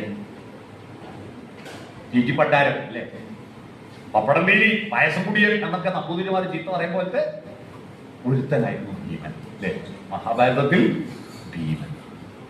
പക്ഷെ ഭീമന്റെ മനഃശാസ്ത്രം, ആ മനഃശാസ്ത്രം പുരാണ കഥകളിലെ മനഃശാസ്ത്രവുമായി കണക്ട് ചെയ്യാം. ഇന്നാണ് രണ്ടാം ഊഴം എഴുതിയെങ്കിൽ ഉറപ്പായിട്ടും അടി കിട്ടും ചിലപ്പോൾ. കാരണം എന്താ, അതിൽ പറയുന്നത് കുന്തിദേവിയുടെ ഭർത്താവ് പാണ്ഡുവിന് മക്കളുണ്ടാവില്ല, പെണ്ണിനെ തൊട്ടല്ല, പിന്നെ ക്ലോണിങ്ങിനുണ്ട് ഉണ്ടായതല്ലല്ലോ. അപ്പൊ കുന്തിദേവിയുടെ 6 മക്കളുണ്ട്. കുന്തി 5 റീഷ പീസ് റേഷി ചെയ്തു, 1 റേഷിയാക്കും. ആ 5 മക്കളിൽ 5 അച്ഛൻ 5 ആളാണ്. മനസ്സിലായി എന്ന് പറഞ്ഞാൽ ഭർത്താവ് കുടുംബാസൂത്രണം നടത്തിയതിനു ശേഷം കല്യാണം കഴിച്ചിട്ട് ആ പെണ്ണ് ഗർഭിണിയായാല്, ആ ഗർഭിണിയായി ഇത് ധർമ്മദേവന്റെ എന്ന് പറഞ്ഞ് നന്ദി, ഇത് വായുദേവന്റെ, ഇത് ഇന്ദ്രന്റെ, ഇത് അശ്വനി ദേവന്മാരുടെ. ദുര്യോധനൻ ചോദിച്ച ചോദ്യം ഇതാണ്, എന്ത്, കുന്തിയുടെ ആയതുകൊണ്ടല്ലല്ലോ രാജ്യത്തിന്റെ പകുതി തരുന്നത്, പാണ്ഡുവിന്റെ മക്കളാണെങ്കിലല്ലേ. പാണ്ഡുവിന് മക്കളുണ്ടാവില്ല, പിന്നെ എന്ത് വകയിലാ നിങ്ങൾക്ക് രാജ്യം തരിക? ഞാനല്ലേ ദുര്യോധനന്റെ ചോദ്യം. പാണ്ഡുവിന്റെ ജ്യേഷ്ഠനാണ് ധൃതരാഷ്ട്രൻ. ധൃതരാഷ്ട്രനും പാണ്ഡുവും സഹോദരനായതുകൊണ്ട് പകുതി രാജ്യം പാണ്ഡുവിന് കൊടുക്കണം, പാണ്ഡുവിന്റെ മക്കൾക്ക് കൊടുക്കണം. പാണ്ഡുവിന് മക്കൾ ഉണ്ടാവില്ല, കുന്തി കണ്ടാളെ പിടിച്ചിട്ട് 5 മക്കൾ ഉണ്ടാക്കിയാൽ അവർക്ക് കൊടുക്കണം എന്ന് പറഞ്ഞത് ന്യായാണോ? ഇതാണ് ദുര്യോധനന്റെ ചോദ്യം. ഈ ചോദ്യം ഇന്ന് ഉന്നയിക്കാൻ ധൈര്യമൊന്നുമില്ല. പക്ഷെ അന്ന് ഇയാൾ ഉന്നയിച്ചു. ആര്? യഹൂദി ഉന്നയിച്ചു. ആ ചോദ്യത്തിലാണ് ഭീമൻ എന്ന് പറയുന്നത് വായുദേവന്റെ പുത്രൻ. ആരാണ് ഈ വായുദേവൻ? വനത്തിൽ കാറ്റുപോലെ കടന്നു വന്ന ഏതോ ഒരു രാക്ഷസനാണ് വായുദേവൻ. അതുകൊണ്ടാണ് ഭീമന് ഹിഡുംബിയെ കാണുമ്പോൾ ഉണ്ടായ ഇഷ്ടം. കാരണം ആ ജനിതകമായിരിക്കുന്ന പാരമ്പര്യമാണെന്ന് 2-ാം ഊഴത്തിൽ പറയുന്നു കേട്ടോ. ഹിഡുംബി ആയിരുന്നല്ലോ ഭീമന്റെ അല്ലെ, ഘടോൽക്കജൻ കേട്ടിട്ടില്ലേ, ഘടോൽക്കജൻ. അപ്പോ അത്തരത്തിൽ മറ്റാരും കാണാത്ത കാര്യങ്ങൾ കാണുന്ന നെടുങ്കണ്ണനായിരുന്നു. പുതിയ രീതിയിൽ പുരാണത്തെ അവതരിപ്പിക്കുക. മഹാഭാരതത്തിന്റെ ഏറ്റവും വലിയ മഹത്വം എന്ന് പറയുന്നത് വ്യാസൻ വിട്ടുപോയിരിക്കുന്ന കുറെ മൗനങ്ങളുണ്ട്. മിനിഞ്ഞാന്ന് ആഷാഢമാസത്തിലെ പൗർണമി ദിവസം വ്യാസ ജയന്തിയായിട്ട് കരുനാഗപ്പള്ളിയിൽ വ്യാസന്റെ മൗനങ്ങൾ എന്ന വിഷയത്തെ പറ്റിയിട്ട് ഒരു പ്രസംഗം ഉണ്ടായിരുന്നു. ഞാൻ അതിൽ ഇക്കാര്യം പറഞ്ഞു, വ്യാസന്റെ മൗനങ്ങൾ. ഈ മൗനങ്ങൾ ഇന്ത്യയിൽ ഏറ്റവും കൂടുതൽ മൗനങ്ങൾ പൂരിപ്പിച്ചത് മഹാഭാരതത്തിലാണ്. അതിലാണ് ഇനിയാൻ ഉറങ്ങട്ടെ ഉണ്ടായത്, അതിലാണ് യയാതി ഉണ്ടായത്, അതിലാണ് 2-ാം ഊഴം ഉണ്ടായത്. എന്താണ് 2-ാം ഊഴം? 2-ാം ഊഴം എന്ന് പറയുന്നത് പാഞ്ചാലിയെ ഉപയോഗിക്കുവാനുള്ള 2-ാം ഊഴമാണ്. മനസ്സിലായോ? പാഞ്ചാലിയെ വിവാഹം കഴിച്ചത് അർജുന. പക്ഷെ ഇവിടെ എത്തിയപ്പോ അമ്മേ ഞാൻ ഇന്നെന്താ ഭിക്ഷ കൊണ്ടുവന്നിരിക്കുന്നു നോക്കൂ എന്ന് അർജുനൻ വിളിച്ചു പറഞ്ഞപ്പോ കുന്തി കാണുന്നതിനിടയ്ക്ക് പറഞ്ഞു, എന്തായാലും 5 ആളും എടുത്തോളൂ. അപ്പൊ പാഞ്ചാലി നോക്കുമ്പോ അതിസുന്ദരിയാണ്. അപ്പൊ അയിമ പിടിച്ച് കയറിയാക്കി 5 ആളും എടുത്തോന്ന് അമ്മ പറഞ്ഞു. അതുകൊണ്ട് 5 ആളും വേണം. ചെറുപ്പക്കുറ്റിക്ക് കൊടുക്കട്ടെ ഭൂമിയാസല്ലേ പറഞ്ഞു. അങ്ങനെ ആലോചിച്ചു, ഒരു പെണ്ണിനെ കല്യാണം കഴിച്ച് സ്വയംവരം ചെയ്ത് കൊണ്ടുവന്നിട്ട് സഹോദരന്മാര് പറയാ 5 ആളും എന്നിട്ട് ഫസ്റ്റ് ചാൻസ് തന്നു, ഫസ്റ്റ് ഊഴം തന്നു, 2-ാം ഊഴം 2-ാമത്തെ ആൾ. അതാണ് എഴുതിയ ഭീമന് പാഞ്ചാലി ഉപയോഗിക്കുവാനുള്ള 2-ാം ഊഴം പിടികിട്ടി വന്നു. ആ നോവലിന് പേര് വന്ന് അങ്ങനെയാണ്. പക്ഷെ ആ 2-ാം ഊഴം ഭീമന്റെ കണ്ണിലൂടെയാണ് നമ്മുടെ പുരാണ കഥ മുഴുവൻ ഇതൽ വിടരുന്നത്. അതിൽ കുറെ ചോദ്യങ്ങൾ ഉന്നയിക്കുക. അതിൽ അവസാനം മഹാപ്രസ്ഥാന പർവം വരെ ആ നോവലിൽ MT അവതരിപ്പിക്കുന്നുണ്ട്. മഹാപ്രസ്ഥാനം അവസാനം എല്ലാം ഉപേക്ഷിച്ചിട്ട് പോകുന്നത് വരെ ആലോചിക്കുന്നു. നമ്മുടെ പുരാണ കൃതികൾ ഇങ്ങനെ തപാച്ചിന്ന് പറഞ്ഞ് വെളുക്കും കാണുന്ന അതൊന്നല്ല പുരാണം കേട്ടോ. കുട്ടികൾ മനസ്സിലാക്കണം, പുരാണങ്ങളെ വായിക്കുമ്പോ ആ പുരാണങ്ങളിൽ ഉപരിപ്ലവമായി കാണുന്ന ഭക്തിയും പ്രാർത്ഥനയും ചൊല്ലലും മന്ത്രങ്ങളൊന്നുമല്ല. അതിനകത്ത് മനുഷ്യ മനസ്സിന്റെ മനഃശാസ്ത്ര തലങ്ങളുടെ ആഴങ്ങളുണ്ട്. ആ ആഴങ്ങളെ തപ്പിയെടുക്കാൻ നമുക്ക് കഴിയുമ്പോഴാണ് നിങ്ങൾ നല്ല വായനക്കാരാവുന്നത്. കുട്ടികളെ, നിങ്ങൾ ഫുൾ A+ വാങ്ങിയിട്ട് ഇന്റർവ്യൂവിന് പോയിട്ടൊന്നും കാര്യമില്ല. മാർക്കൊന്നും ഇനി ഒരു വിഷയമല്ല. നിങ്ങൾ ബാങ്കിൽ ലോണിന് പോയാൽ നിങ്ങൾക്ക് എനിക്ക് ഇത്ര ശമ്പളമുണ്ട്, എനിക്ക് കുടിക്കട സർട്ടിഫിക്കറ്റിൽ ഇത്ര സ്ഥലമുണ്ട് എന്നൊന്നും അല്ലല്ലോ ബാങ്കിൽ. ഇപ്പോ ഒരു സിവിൽ പോയിന്റ് ഉണ്ടല്ലോ, ഇല്ലേ?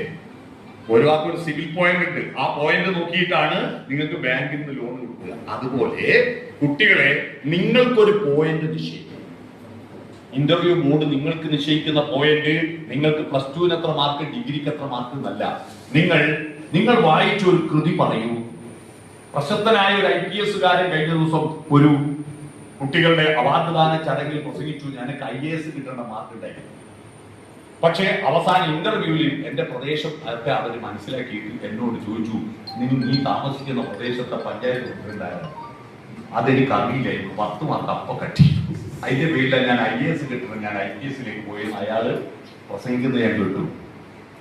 നിങ്ങളെ ഈ മാർക്കും പരീക്ഷയിൽ കിട്ടുന്ന മാർക്കൊന്നും അല്ല വിഷയം, അതിന്റെ വരികൾക്കിടയിൽ ആഴങ്ങളിൽ പോകണം. അത് വായിച്ച് ശീലിക്കാൻ നല്ല ഒരു പാഠപുസ്തകമാണ് വരികൾക്കിടയിൽ വായിക്കണം. ഒറ്റൊരു വാക്ക് ഞാൻ പറയാം. താലി പുലാക ന്യായം എന്നൊരു ന്യായമുണ്ട് സംസ്കൃതത്തിൽ. ചോറ് വന്നോ നോക്കാൻ വേണ്ടി കലത്തിലെ മുഴുവൻ പറ്റും പിടിച്ചു നോക്കണ്ട. 1 or 2 പറ്റ് പിടിച്ചു നോക്കിയാൽ ചോറിന്റെ മൊത്തം വെളിവ് മനസ്സിലാവും. MTയുടെ മഞ്ഞ് എന്ന നോവലിൽ വിമല എന്ന് പറയുന്ന കഥാപാത്രം പറയുന്ന ഒരു വാക്ക്, ആ വാക്ക് വെച്ചിട്ട് 5 മണിക്കൂർ നമുക്ക് ലേഖനം എഴുതാൻ പോകും. എന്താണ് വിമല പറയുന്നത്? സ്നേഹത്തോടു കൂടി ഒരിക്കലും ചിന്തിച്ചിട്ടില്ലാത്ത രാജ്യത്തിന്റെ അതിർത്തികൾ. ഒരു വാക്ക് നിങ്ങൾ ഒന്നുകൂടി അത് ആലോചിക്കുക. സ്നേഹത്തോടു കൂടി ഒരിക്കലും ചിന്തിച്ചിട്ടില്ലാത്ത രാജ്യത്തിന്റെ അതിർത്തികൾ. രാജ്യത്തിന്റെ അതിർത്തികൾ നമുക്ക് ലോകത്തിന് എന്താ പ്രദാനം ചെയ്യുന്നത്? യുദ്ധമല്ലേ? ഈ അതിർത്തികൾ ആര് നിശ്ചയിച്ചതാണ്? ദൈവം നിശ്ചയിച്ചതാണ്? അല്ലത്. നമ്മുടെ കണാരൻ സിനിമയിൽ ഒരു നടനില്ലേ, തമാശക്കാരൻ, ജാലിയ കണാരൻ അല്ലേ? ജാലിയ ബാലാബാഗ്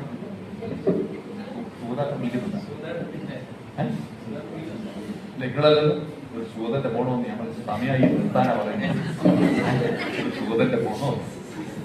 ജാലിയൻ കണാരൻ പറയുന്നുണ്ട്, ഗാന്ധി രാവിലെ 47 ആഗസ്റ്റ് 14 രാവിലെ എന്റെ വീട്ടിൽ വന്നിട്ട്, കണാര കുറച്ച് കുമ്മായം കൊണ്ട് വരണം. ഇതിനാ എന്റെ പയ്യൻ എന്റെ പുറകെ നടന്നിട്ട് ഞാൻ നടക്കുന്നതിലൂടെ കുമ്മായിട്ട് എന്നിട്ടോ അങ്ങനെ കുമ്മായിട്ടു. അപ്പുറം പാകിസ്ഥാനായി, ഇപ്പുറം എന്ന് പറയുന്ന ഒരു ഭാഗമുണ്ട്. തമാശ. ഇതുപോലെ ഉണ്ടായതാണ് രാജ്യത്തിന്റെ അതിർത്തികൾ. ഈ രാജ്യത്തിന്റെ അതിർത്തിയുടെ, ഇന്ത്യ രാജ്യത്തിന്റെ ഞാൻ കണക്കെടുത്ത് നോക്കിയപ്പോ ഇന്ത്യ എന്ന് പറയുന്ന രാജ്യത്തിന്റെ ആകമാനമുള്ള ആഭ്യന്തര ഉൽപാദന പ്രക്രിയയുടെ 17% പണവും ചെലവഴിച്ചത് ഇന്ത്യ പാക് അതിർത്തിയിലെ സംഘർഷങ്ങൾക്ക് വേണ്ടിയിട്ടാണെന്ന് നിങ്ങൾ ആലോചിക്കുക. അതാണ് വിമല പറയുന്നത്. സ്നേഹത്തോടു കൂടി ഒരിക്കലും ചിന്തിച്ചിട്ടില്ലാത്ത രാജ്യത്തിന്റെ അതിർത്തി. ഈ അതിർത്തികളുടെ പ്രശ്നം, അതിർത്തികൾ അങ്ങോട്ടും ഇങ്ങോട്ടും മാറ്റുന്നതിന്റെ പേരിൽ ഈ ലോകത്ത് നടത്തുന്ന മഹാവിഡ്ഢിത്വം, ആ വിഡ്ഢിത്വം ട്രംപിനേക്കാൾ മേലെ, രാജ്യത്തിലെ ഭരണാധികാരികളെക്കാൾ മേലെ ഇരുന്ന് ചിന്തിച്ചിട്ടാണ് മഞ്ഞ് എന്ന നോവലിൽ MT വിമലയെ കൊണ്ട് പറയിപ്പിക്കുന്നത്. മനസ്സിലായി? അപ്പൊ ചിലപ്പോ നമ്മൾ ചില സാഹിത്യകൃതികൾ വായിക്കുമ്പോ ആ സാഹിത്യകൃതികളിലെ കഥാപാത്രങ്ങളുടെ സംഭാഷണങ്ങൾ വായിക്കുമ്പോ അവർ കേവലം വെറും ഒരു സാഹിത്യകാരനല്ല, അവർ വിശ്വ നായകന്മാരാണെന്ന് തോന്നിപ്പോകുന്ന സംഭാഷണങ്ങൾ ഇഷ്ടംപോലെ MTയുടെ കൃതികളിലുണ്ട്. അങ്ങനെയുള്ള കൃതികൾ, അദ്ദേഹത്തിന്റെ കഥ ആദ്യം എഴുതിയ 24-ാം വയസ്സിൽ എഴുതിയ കഥക്ക് തന്നെ ഏറ്റവും മികച്ച കഥാകൃത്തിൽ ലോക വിശ്വ മത്സരം നടത്തിയപ്പോ അതിനുള്ള അവാർഡ് കിട്ടിക്കൊണ്ടുള്ള കഥയാണ് അദ്ദേഹം. ഞാൻ അദ്ദേഹത്തിന്റെ കഥകളുടെ ലിസ്റ്റ് വായിക്കലല്ല, അതെല്ലാവരുടെ കയ്യിലും പിന്നെ വിക്കിപീഡിയ അടിച്ചാൽ കിട്ടുന്ന ലിസ്റ്റ് പറയല്ലോ. അദ്ദേഹം ജനിച്ചത് 1933 ജൂലൈ മാസം 15 ഇന്ന് ജീവിച്ചിരിക്കുന്നുണ്ട് അദ്ദേഹത്തിന് ഇപ്പൊ 93 വയസ്സായിട്ടുണ്ട്. 93 ഒരു വലിയ വയസ്സല്ല, 2 വർഷമായി അദ്ദേഹം മരിച്ചു. പക്ഷേ അദ്ദേഹം കേവലം ഒരു കഥാകൃത്തായി ഒതുങ്ങി നിൽക്കുന്നതിനപ്പുറത്ത് കേരളത്തിലെ രാഷ്ട്രീയവും സാംസ്കാരികവുമായ നഭോമണ്ഡലത്തിൽ ഇടപെട്ടുകൊണ്ട് അദ്ദേഹം ഏറെക്കാലം ഒരു പത്രത്തിന്റെ എഡിറ്ററായിക്കൊണ്ട് നല്ല നല്ല സാഹിത്യകൃതികളെ വിലയിരുത്തുകയും പ്രോത്സാഹനം ചെയ്യുകയും ചെയ്തിട്ടുണ്ട്. നല്ല എഴുത്ത് ശൈലി ഉണ്ടായി. ഒരു എഡിറ്റർ മരിച്ചാൽ എങ്ങനെയായിരിക്കും ആ പത്രത്തിൽ വാർത്ത അച്ചടിച്ചു വരിക എന്ന് സങ്കല്പിച്ചുകൊണ്ട് അദ്ദേഹം എഴുതിയ ഒരു സിനിമാ തിരക്കഥയാണ് സുഹൃതം. സുഹൃതം എന്ന് പറഞ്ഞൊരു സിനിമയും മമ്മൂട്ടിയാണ് അതിൽ അഭിനയിച്ചത്. സുഹൃതം അത്ഭുതകരമാണ്. രോഗത്തിന്റെ പീഡകൾ കൊണ്ട് മരിക്കുമെന്ന് ഉറപ്പായി പോയതിനു ശേഷം യോഗ ചികിത്സയിലൂടെ ക്യാൻസറിനെ അതിജീവിച്ച് തിരിച്ചു വന്നിട്ട് എഡിറ്റർ ഓഫീസിൽ എത്തി നോക്കുമ്പോ അയാളെ മേശവലിപ്പിൽ കാണുന്നത് ഞാൻ മരിച്ചാൽ പത്രത്തിൽ കൊടുക്കേണ്ട എല്ലാം റെഡിയാക്കി വെച്ചിരിക്കുന്നത് ആ പത്ര ഓഫീസിൽ. അതിന്റെ ഒരു വല്ലാത്തൊരു അസ്വസ്ഥതയാണ് അദ്ദേഹം സുഹൃതം. അത്തരത്തിൽ മനഃശാസ്ത്രപരമായി എത്രയെത്ര തിരക്കഥ അദ്ദേഹം എഴുതിയ വൈശാലി എന്ന് പറയുന്ന സിനിമയിൽ ഒരു തിരക്കഥയുടെ ഒരു ഭാഗം. വൈശാലി സിനിമ എല്ലാവർക്കും അറിയാം. ഇങ്ങനെ കാട്ടിൽ പോയിട്ട് ഒരു പെണ്ണ് ആകർഷിച്ച് കൊണ്ടുവരും അല്ലെ, മഴ പെയ്യിക്കാൻ വേണ്ടി കൊണ്ടുവരും. പക്ഷെ അതിൽ ഋഷ്യശൃംഖനെ കൊണ്ടുപോകാനായിട്ട് വൈശാലി വരുമ്പോ അടുത്ത ആശ്രമത്തിലെ സന്യാസിമാരൊക്കെയോ വരുന്നുണ്ട് എന്ന് പറയാന്നല്ലാതെ ഈ പൊട്ടൻ അറിയില്ലല്ലോ ഒരു പെണ്ണാണ്. പെണ്ണിനെ കണ്ടില്ല ആ ഋഷ്യശൃംഖൻ. അതുകൊണ്ട് അപ്പുറത്തെ ആശ്രമത്തിലെ ഒരു മുനിയാണെന്നാ പറഞ്ഞത്. അപ്പൊ ഇതാരാണ് ഇവനെ വഴിതെറ്റിക്കുന്നത് അറിയാൻ വേണ്ടിയിട്ട് ഋഷ്യശൃംഖന്റെ അച്ഛൻ വിഭാണ്ഡകൻ പോകും. വിഭാണ്ഡകൻ ഇങ്ങനെ പോകുന്ന കൂട്ടത്തിൽ വൈശാലി സിനിമയിൽ ഒരു തർക്കം. കുറച്ച് സ്വാമിമാർ ഇരുന്നിട്ട് അവരോട് തർക്കിക്കുകയാണ് വിഭാണ്ഡകൻ. തർക്കത്തിൽ അവർ പറയുന്നു, ഈ വിഭാണ്ഡകൻ പറയാണ് വിപ്ലവാദന്റെ വാദങ്ങൾ ഭ്രാന്തൻ വാദങ്ങൾ. നിങ്ങൾ ശ്രദ്ധിച്ചു, ആരും നമ്മൾ ഈ സിനിമേന്റെ കഥ മാത്രം നോക്കിയിരിക്കുമ്പോ ഇത്തരത്തിലുള്ള കൊച്ചു കൊച്ചു ഭാഗങ്ങൾ ആരും ശ്രദ്ധിക്കാൻ. തുമ്പോലാർച്ചയെ പറ്റിയിട്ട് വടക്കൻ വീരഗാഥയിൽ തുമ്പോലാർച്ചയെ അപമാനിച്ചു എന്നതാണ് MD ചെയ്തിരിക്കുന്ന മഹാവൃത്തികൾ. തുമ്പോലാർച്ചയെ അപമാനിച്ചു, അതൊരു വേണ്ടാത്ത പണിയായിരുന്നു. ആ തിരക്കഥയിൽ എനിക്കുള്ള ആ തിരക്കഥയുള്ള വിയോജിപ്പ് നമ്മളെത്ര ശ്രദ്ധിച്ചു. തുമ്പോലാർച്ചയെ പറ്റി പറയുന്നത് നിങ്ങൾ തുമ്പോലാർച്ചയെ പറ്റി പറയുന്നുണ്ടോ? എല്ലാരും ചന്തുവിനെയും ആരോപചേകവിനെയും പുണ്യാർച്ചയെ പറ്റി ചിന്തിക്കുമ്പോ തുമ്പാലാർച്ചയെ പറ്റിയിട്ടുള്ള സംഭാഷണം നമ്മൾ വേണ്ടത് ശ്രദ്ധിച്ചില്ല. അതുപോലെ ഒരു സംഭാഷണമാണ് വിപ്ലവാദന്റെ വാദങ്ങൾ ഭ്രാന്തൻ വാദങ്ങൾ. അപ്പം മറ്റുള്ളവർ പറയുന്നു ഇരിക്കൂ കൂടുതൽ വിശദീകരിക്കാം. അപ്പൊ ഇയാൾ പറയാ ഇപ്പോൾ സമയമില്ല, തിരക്കുണ്ട്, മറ്റൊരവസരത്തിലാവാം എന്ന് പറഞ്ഞ് തിരിച്ചു ഒന്നുമില്ല. കഥയായിട്ട് ഒരു ബന്ധമില്ല. എന്താണ്? ഒരു തവണ തുഞ്ചംപറമ്പിൽ ഒരു സാഹിത്യോത്സവത്തിൽ പങ്കെടുക്കാൻ പോയപ്പോ ഉച്ചഭക്ഷണം ഉപയോഗിച്ചിട്ട് MD ഒരു അർദ്ധമയക്കത്തിൽ ഇരിക്കുമ്പോ ഞാൻ വെറുതെ ചോദിച്ചു. ഞാനുമായിട്ട് ഒരു പരിചയവും ബന്ധമില്ല. ഞാൻ ചോദിച്ചു, ഈ ഭാഗം എന്തിനാണ് ഒരു മുഴച്ചു നിൽക്കുന്ന മട്ടിൽ നിങ്ങൾ അവതരിപ്പിച്ചു? ഉടൻ തന്നെ MDന്റെ ഉറക്കല്ല പോയിട്ട് എന്നെ നോക്കി. എന്നിട്ട് എന്നോട് പറഞ്ഞു, ഈ ചോദ്യം ആരെങ്കിലും ചോദിക്കും ഞാൻ ഇതുവരെ പ്രതീക്ഷിച്ച് ആരും ഇതുവരെ ചോദിച്ചിട്ടില്ല. അദ്ദേഹം പറഞ്ഞത് അന്നത്തെ ആത്മീയത നേരിടുന്ന രണ്ട് പ്രതിസന്ധികൾ. ഒന്ന്, പച്ച ലൈംഗികവും വേശ്യാവൃത്തിയും ശാരീരികമായ പ്രലോഭനങ്ങളുടെ ഭാഗമാണ് വൈശാലിയും അവരുടെ അമ്മയും. ഒരു ഭാഗം ശരീരത്തെ ആകർഷിച്ചിട്ട് ലൈംഗികാസക്തിയോടുകൂടി കൊണ്ടുപോകും. മറുഭാഗത്ത് ആത്മീയ നേരിടുന്ന ഏറ്റവും വലിയ വെല്ലുവിളി എന്തായിരുന്നു അറിയോ? അന്നും ഉണ്ടായിരുന്നു ഏത്? ഭൗതികവാദം. ഭൗതികവാദം അന്നുണ്ടായിരുന്നു. എന്താ ഈ ഭൗതികവാദം? പ്രപഞ്ചം ആരും ഉണ്ടാക്കിയതല്ല, ഇതെന്നും ഉണ്ടായിരുന്നു. ഇതൊരു രൂപത്തിൽ നിന്നും മറ്റൊരു രൂപത്തിലേക്ക് മാറ്റാനല്ലാതെ ഇതിനെ നശിപ്പിക്കാനോ ഇതിനെ പുതുതായി ഉണ്ടാക്കാനോ ആർക്കും കഴിയില്ല. ഈ വാദം അന്ന് ആ വാദമാണ് ചർവാക മതം. കേട്ടിട്ടുണ്ടോ? ചർവാക ശിഷ്യനാണ് പിപ്പലാദൻ. പിപ്പല എന്ന് പറഞ്ഞാൽ കണാദൻ. അപ്പൊ ആത്മീയത നേരിടുന്ന വലിയൊരു വെല്ലുവിളിയായിരുന്നു കണാദന്റെ ആശയങ്ങൾ. ഈ ആശയങ്ങൾ കൂടി ഈ സിനിമയുടെ ഭാഗമായി തിരക്കഥയിൽ അവതരിപ്പിക്കാൻ വേണ്ടിയിട്ടാണ് ഇത്തരത്തിലൊരു സംഭാഷണം അതിൻ്റെ ഇടയിൽ ഞാൻ ചേർത്തത് എന്ന് എനിക്ക് പറയാം. അത്ഭുതകരമല്ലേ? ആരും മൈൻഡ് ചെയ്യാതെ വിട്ട സാധനമാണ്. അപ്പൊ ഒന്നും കാണാതെ നിങ്ങൾ എന്ന് സ്വന്തം ജാനകിക്കുട്ടിക്ക് തുറന്ന സിനിമ എല്ലാ പെൺകുട്ടികളും ആൺകുട്ടികളും കാണണം കേട്ടോ. പെൺകുട്ടികളുടെയും ആൺകുട്ടികളുടെയും മനഃശാസ്ത്രം അത് അവരുടെ പെൺകുട്ടികളും ആൺകുട്ടികളുള്ള അമ്മമാരും കാണണം. അവരുടെ മനഃശാസ്ത്രമാണ് ആ തിരക്കഥയിൽ അവതരിപ്പിച്ചത്. അത് എം ടി തന്നെ സംവിധാനം ചെയ്തത്. എന്ന് സ്വന്തം ജാനകിക്കുട്ടി ജോമോളാണ് അഭിനയിച്ചത്. ഒരു പെൺകുട്ടി, അവൾക്ക് ഹോർമോൺ ഉൽപാദനം തുടങ്ങുമ്പോൾ അവർക്ക് കൂടി ഒരാൾ വേണം സഹായിക്കാൻ. അവരുടെ മനഃശാസ്ത്രത്തെ പറ്റിയിട്ട് അതിമനോഹരമായിട്ട് കൈതപ്രം 2 പാട്ടുകൾ എഴുതിയിട്ടുണ്ട്. അതിൽ ഈ സിനിമയുടെ കഥയ്ക്ക് വളരെ അനുകൂലകമാണ് ആ പാട്ടുകൾ. എന്താ പാട്ട് എന്നറിയാവോ? ചെമ്പകപ്പൂ മുട്ടിനുള്ളിൽ വസന്തം വന്നു, കരളിലെ ഇളം കൊമ്പിൽ ചന്ദനക്കിളി അടക്കം ചൊല്ലി. കൗമാരപ്രായത്തിൽ പെൺകുട്ടികളുടെ മനസ്സിൽ ചന്ദനക്കിളികൾ അടക്കം ചൊല്ലും. അപ്പോ മയിലിനോടും കുയിലിനോടൊക്കെ ചോദിക്കും, എന്ത്? കോടിക്കസവണിഞ്ഞാടിയുലയുന്ന കുളിർനിലാവേ, നിനക്കുമുണ്ടോ എന്നെ പോലെ പറയുവാനരുതാത്ത സ്വപ്നങ്ങൾ? പുറത്തു പറയാൻ പറ്റാത്ത സ്വപ്നം കാണാറുണ്ടോ നിങ്ങൾ? പുറത്തു പറയാൻ പറ്റാത്ത സ്വപ്നം കാണുന്നില്ലെങ്കിൽ നിങ്ങളെ കാര്യം പോക്കാം. സ്വപ്നം കാണണം. ആ സ്വപ്നങ്ങൾ കാണുമ്പോൾ ആര് വേണം? കൂടെ ഒരാൾ വേണം. ആരുമില്ല ഈ കുട്ടിക്ക്, അതേ കുട്ടി. അപ്പോഴാണ് യക്ഷിയെ ആകാശത്തിരിക്കുന്ന ഞാൻ ഗന്ധർവൻ എന്ന് പറയുന്ന പത്മരാജന്റെ സിനിമയോട് കിടപിടിക്കാൻ പറ്റിയ ഒരു വിഷയമുണ്ട്. ആ അമേയമായ അമാനുഷികമായ ഫാന്റസിയെയും ജീവിത യാഥാർത്ഥ്യങ്ങളെയും തമ്മിൽ കൂട്ടിച്ചേർക്കുന്ന ഒരു പ്രക്രിയ ഈ സിനിമയിലുണ്ട്. എന്ന് സ്വന്തം ജാനകിക്കുട്ടി പനയിലിരിക്കുന്ന യക്ഷി ചഞ്ചൽ അവതരിപ്പിച്ച ഒരു കഥാപാത്രമാണ്. യക്ഷി വന്നിട്ട് അവളോട് ചോദിക്കുകയാണ്, എന്തു വേണം? ചായ വേണോ ബിസ്ക്കറ്റ് വേണോ എന്ന് മാത്രം ചോദിക്കും. അതിനെപ്പറ്റി ആ ചർച്ച മുഴുവൻ. ഞാനിവിടെ വലിയ മനഃശാസ്ത്രത്തെ പറ്റി പറയുമ്പോ ആ ബിസ്ക്കറ്റിന്റെ വലുപ്പാറിനെ പറ്റി ആ ചർച്ച. ഓക്കെ, എന്തു വേണം നിനക്കെന്തു വേണം, ഇനി നിനക്കെന്തു വേണം എന്ന് പറഞ്ഞൊരു പാട്ടുണ്ട്. നിനക്കെന്താ മോളെ വേണ്ടത് ചോദിക്കുന്ന അച്ഛനമ്മമാരുണ്ടോ? പെൺകുട്ടികളോടും ആൺകുട്ടികളോടും ഇല്ല. പൈസ മാത്രം കൊടുക്കലല്ല, അതിനപ്പുറത്ത് മനസ്സിന്റെ സാന്നിധ്യമായി മാറുന്നു. ഈ മനഃശാസ്ത്രമാണ് ആ സിനിമയിൽ അവതരിപ്പിക്കുന്നത്. മനുഷ്യന്റെ ഭീകരമായി കുത്തിക്കൊല്ലുന്ന അവസ്ഥയിൽ സതയം എന്ന് പറഞ്ഞൊരു സിനിമയുണ്ട് കേട്ടോ. ആ സിനിമ ഒരാൾ പോലും രാത്രി കണ്ടാൽ നമ്മൾ ഉറക്കു പോകും.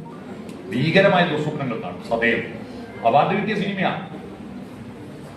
സതയം വല്ലാത്ത അവസ്ഥയാണ് സതയം. അതുപോലെ എത്ര സിനിമകൾ. അതിൽ ഏറ്റവും പ്രധാനപ്പെട്ട ഒരു കാര്യം മാത്രം ഞാൻ പറഞ്ഞു. ഞാനിങ്ങനെ കൃതികളെ പറ്റി ഇങ്ങനെ പറഞ്ഞു പോകുന്നതാണ്. ഒരു കാര്യം പ്രധാനം, നിർമ്മല്യം എന്ന് പറയുന്ന സിനിമയുണ്ട്. മുഴുവൻ കുട്ടികൾ ആ സിനിമ ഒന്ന് യൂട്യൂബിൽ കാണണം കേട്ടോ. നിർമ്മല്യം. ആ സിനിമയിൽ ഒരു വെളിച്ചപ്പാടാണ്. പി ആന്റണി എന്ന് പറയുന്ന ലെജൻഡായിരിക്കുന്ന ഒരു നടനാണ് ആ നിർമ്മല്യത്തിലെ വെളിച്ചപ്പാടിനെ അവതരിപ്പിച്ചത്. വെളിച്ചപ്പാടായി തുള്ളി ഉറഞ്ഞിട്ട് നാട്ടുകാർക്ക് മുഴുവൻ അനുഗ്രഹം കൊടുക്കുകയും നാട്ടുകാരിലെ കുരിപ്പുകൾ ഇല്ലാതാക്കുകയും. കുരിപ്പ് എന്ന് പറഞ്ഞാൽ അറിയാമോ? കുരിപ്പ് എന്ന് പറഞ്ഞാൽ വസൂരി രോഗത്തിന് പണ്ട് പറയുന്നതാണ് കുരിപ്പ്. വിഷന്തമായി കുരിപ്പ് എന്നെല്ലാം പണ്ട് പറയുമല്ലേ? അപ്പൊ കുട്ടികൾക്ക് അറിയില്ല ഈ കുരിപ്പ്. ആ കുരിപ്പിനെ കൊടുക്കുകയും ഇല്ലാതാക്കുകയും ചെയ്യുന്ന ദേവിയുടെ പ്രതിപുരുഷനായിരിക്കും ഉറഞ്ഞു തുള്ളുന്ന ഇദ്ദേഹത്തിന്റെ വീട്ടിൽ ദാരിദ്ര്യമാണ്. അവസാനം ആ ദാരിദ്ര്യത്തെ പരിഹരിക്കാൻ പറ്റാതെ തുള്ളി ഉറഞ്ഞു നിൽക്കുന്ന വെളിച്ചപ്പാട് തലയിൽ അഞ്ഞു കൊത്തിയിട്ട് ആ ചോര ഇങ്ങനെ ഒഴുകി വരുമ്പോ അത് വായിലേക്ക് ഇനിഞ്ഞിറങ്ങുകയും ആ ചോരയും തുപ്പലും കൂട്ടിയിട്ട് ആ ദേവിയുടെ മുഖത്ത് എന്ന് പറഞ്ഞ് അഞ്ഞു തുപ്പുന്നൊരു രംഗമുണ്ട്. ഇന്ത്യൻ സിനിമയിൽ ഇത്രയും ശക്തമായ ഒരു തുപ്പൽ മറ്റാരും ഞാൻ കണ്ടില്ല. അത് എട്ടിക്ക് മാത്രമേ അവതരിക്കുന്നത്. അന്ന് രാഷ്ട്രപതിയുടെ മെഡൽ കിട്ടിയ സിനിമയാണത്. ഞാനത് ഇവിടെ പറയാൻ കാരണം, അങ്ങനെ ദേവിയുടെ മുഖത്ത് ഇന്ന് തുപ്പുന്ന ഒരു സിനിമ ഇറങ്ങിയിട്ടുണ്ടെങ്കിൽ ആ സിനിമ ഇറങ്ങൂല എന്ന് മാത്രമല്ല കുഴപ്പമില്ല. ഭഗതിയുടെ മുഖത്ത് ആഞ്ഞു തുപ്പുകയാണ്. ഇത്തരത്തിലൊരു ധൈര്യം എത്തിക്കല്ലാതെ കാണിക്കാൻ പറ്റും. കടവ് എന്ന് പറയുന്നൊരു സിനിമയാണ്. ഇങ്ങനെ ഒരുപാട് അത്ഭുതം. നമ്മൾ ഈ സ്ഥിരം കേൾക്കുന്ന വടക്കൻ വീരഗാഥ മാത്രമൊന്നുമല്ല. വളരെ ഒരു നറുപുഞ്ചി, ഒരു ചെറുപുഞ്ചി, ഇത്തരത്തിൽ ഒരുപാട് പ്രത്യേകതകളുള്ള സിനിമകൾ. ഇതൊക്കെ കാണുന്നത് എന്തിനാണെന്നറിയോ? വെറുതെ ഇപ്പൊ പുസ്തകം വായിക്കുന്നു, സിനിമ കാണുന്നതും നേരം കൂട്ടാനുള്ള ഒരു പരിപാടിയായിട്ട്, അതുകൊണ്ടാണ് ഈ കുട്ടികളെ റീല് കാണുന്നത്. കാലത്തെ പറ്റിയിട്ട് അദ്ദേഹം കാലം എന്ന നോവൽ മാത്രമല്ല, അദ്ദേഹത്തിന്റെ കൃതികളിലെല്ലാം കാലവും മനുഷ്യരും തമ്മിലുള്ള സ്പീഡിന്റെ പ്രശ്നമുണ്ടായി. കാരണം കാലമാണല്ലോ നമ്മളെല്ലാം രൂപപ്പെടുത്തുന്നത്. കാലബോധമുള്ള ഒരേ ഒരു ജീവി ആരാ? മനുഷ്യനാണ്. 2026 ജൂലൈ മാസം 15-ാം തീയതി ഇന്ന് ബുധനാഴ്ചയാണെന്ന് അറിയുന്ന ഒരേ ഒരു ജീവി മനുഷ്യൻ. നിങ്ങളെ വീട്ടിലെ പശുവിനോ പട്ടിക്കോ പൂച്ചക്കോ അറിയില്ല ഇന്ന് ബുധനാഴ്ചയാണ്. മനുഷ്യന് മാത്രമേ കാലബോധമുള്ളൂ. ആ കാലത്തിന്റെ മേലെയുള്ള സഞ്ചാരം, ആ സഞ്ചാരം ചിലത് ഇഴഞ്ഞു സഞ്ചരിക്കും, ചിലത് അതിവേഗത്തിൽ സഞ്ചരിക്കും. എം.ടിയുടെ കഥാപാത്രങ്ങളും എം.ടിയുടെ നോവലുകളുമെല്ലാം കാലത്തിന്റെ മേലെ ഇഴഞ്ഞു സഞ്ചരിക്കുകയും, എന്നാൽ ആ ഇഴഞ്ഞു സഞ്ചരിക്കുന്നിടത്തല്ല ഒരു ഒച്ചിനെ പോലെ അതിന്റെ പശ നമ്മുടെ മനസ്സിൽ അടയാളപ്പെടുകയും ചെയ്തിരുന്നു. മെല്ലെ സഞ്ചരിക്കും. എല്ലാം വളരെ സ്ലോ ആയിരുന്നു. കുട്ടിയെടുത്തി വിലാസിനി എന്ന് പറഞ്ഞ ആരും അറിയപ്പെടാത്ത ഒരു പെണ്ണിനും ചിന്തകളുണ്ടെന്ന് അദ്ദേഹത്തിന്റെ ഒരു കഥയുടെ പേരാണ് കുട്ടിയെടുത്തി. ആ കുട്ടിയെടുത്തിയിൽ അഭിനയിച്ച ഒരു പെണ്ണിന്റെ പേരിലാണ് നമ്മൾ അറിയപ്പെട്ടു, കുട്ടിയെടുത്തി വിലാസിനി. ആ നടി എന്ന് പറഞ്ഞാൽ സുന്ദരി അല്ലാത്ത നടിക്കും സിനിമയിൽ സ്കോപ്പ് ഉണ്ടെന്ന് ലോകത്തോട് വെല്ലുവിളിച്ച് അവതരിപ്പിക്കുക. പണ്ട് നായികയാവണമെങ്കിൽ, നായകനാവണമെങ്കിൽ എന്ത് വേണം? ഇപ്പോൾ സ്ഥിരം കുട്ടികളെ ഇതെല്ലാം കണ്ടിങ്ങള് മമ്മൂട്ടി, മോഹൻലാല് നായകൻ ആയിരിക്കും ഏറ്റവും സുന്ദരൻ. അവനായിരിക്കും ഏതടിയിൽ ഓനെ ചെയ്യും. പാട്ട് മത്സരമുണ്ട്, ഓനേ പാട്ട്, ഓന്റെ പാട്ട് ഏറ്റവും ബെസ്റ്റ് പാട്ട്, എല്ലാം അവനായിരിക്കും. അങ്ങനെയുണ്ടോ മനുഷ്യന്മാർ? അടിയിലും ജയിക്കുന്ന, പാട്ടിലും ജയിക്കുന്ന, സൗന്ദര്യത്തിലും ജയിക്കുന്ന, സ്കൂളിൽ ഒരു പരീക്ഷ റിസൾട്ട് വരുമ്പോ അതിനും ജയിക്കും ഫസ്റ്റ്. ഇങ്ങനത്തെ നായകന്മാരുണ്ടല്ലോ, ജീവിതവുമായിട്ട് ഒരു ബന്ധമില്ലാത്ത അയഥാർത്ഥ നായകന്മാരാ. അതിനെയും കണ്ടിട്ട് ഇപ്പോ മോഹൻലാലിന്റെയും മമ്മൂട്ടിന്റെയും സിനിമ കാണുമ്പോൾ വരുമ്പോ ടിക്കറ്റ് എടുക്കാൻ ക്യൂ നിൽക്കുന്ന പൊട്ടന്മാരായ മലയാളികളെ കാണാൻ ഞാൻ അത്ഭുതപ്പെട്ടത്. അവര് നല്ല നടന്മാരൊന്നും ഇല്ലെന്ന് ഞാൻ പറഞ്ഞിട്ടില്ല, പക്ഷെ അവരുടെ നല്ല കഥകളൊന്നും തന്നെ കാണാൻ ആളില്ല. അവരുടെ അഭിനയ സാധ്യതകൾ കാണാൻ ആളില്ല. ഇപ്പോ മമ്മൂട്ടി ഇപ്പൊ അടുത്ത് അഭിനയിച്ച ഒരു ബ്ലാക്ക് ആൻഡ് വൈറ്റ് സിനിമയുണ്ട്. ആ സിനിമയുടെ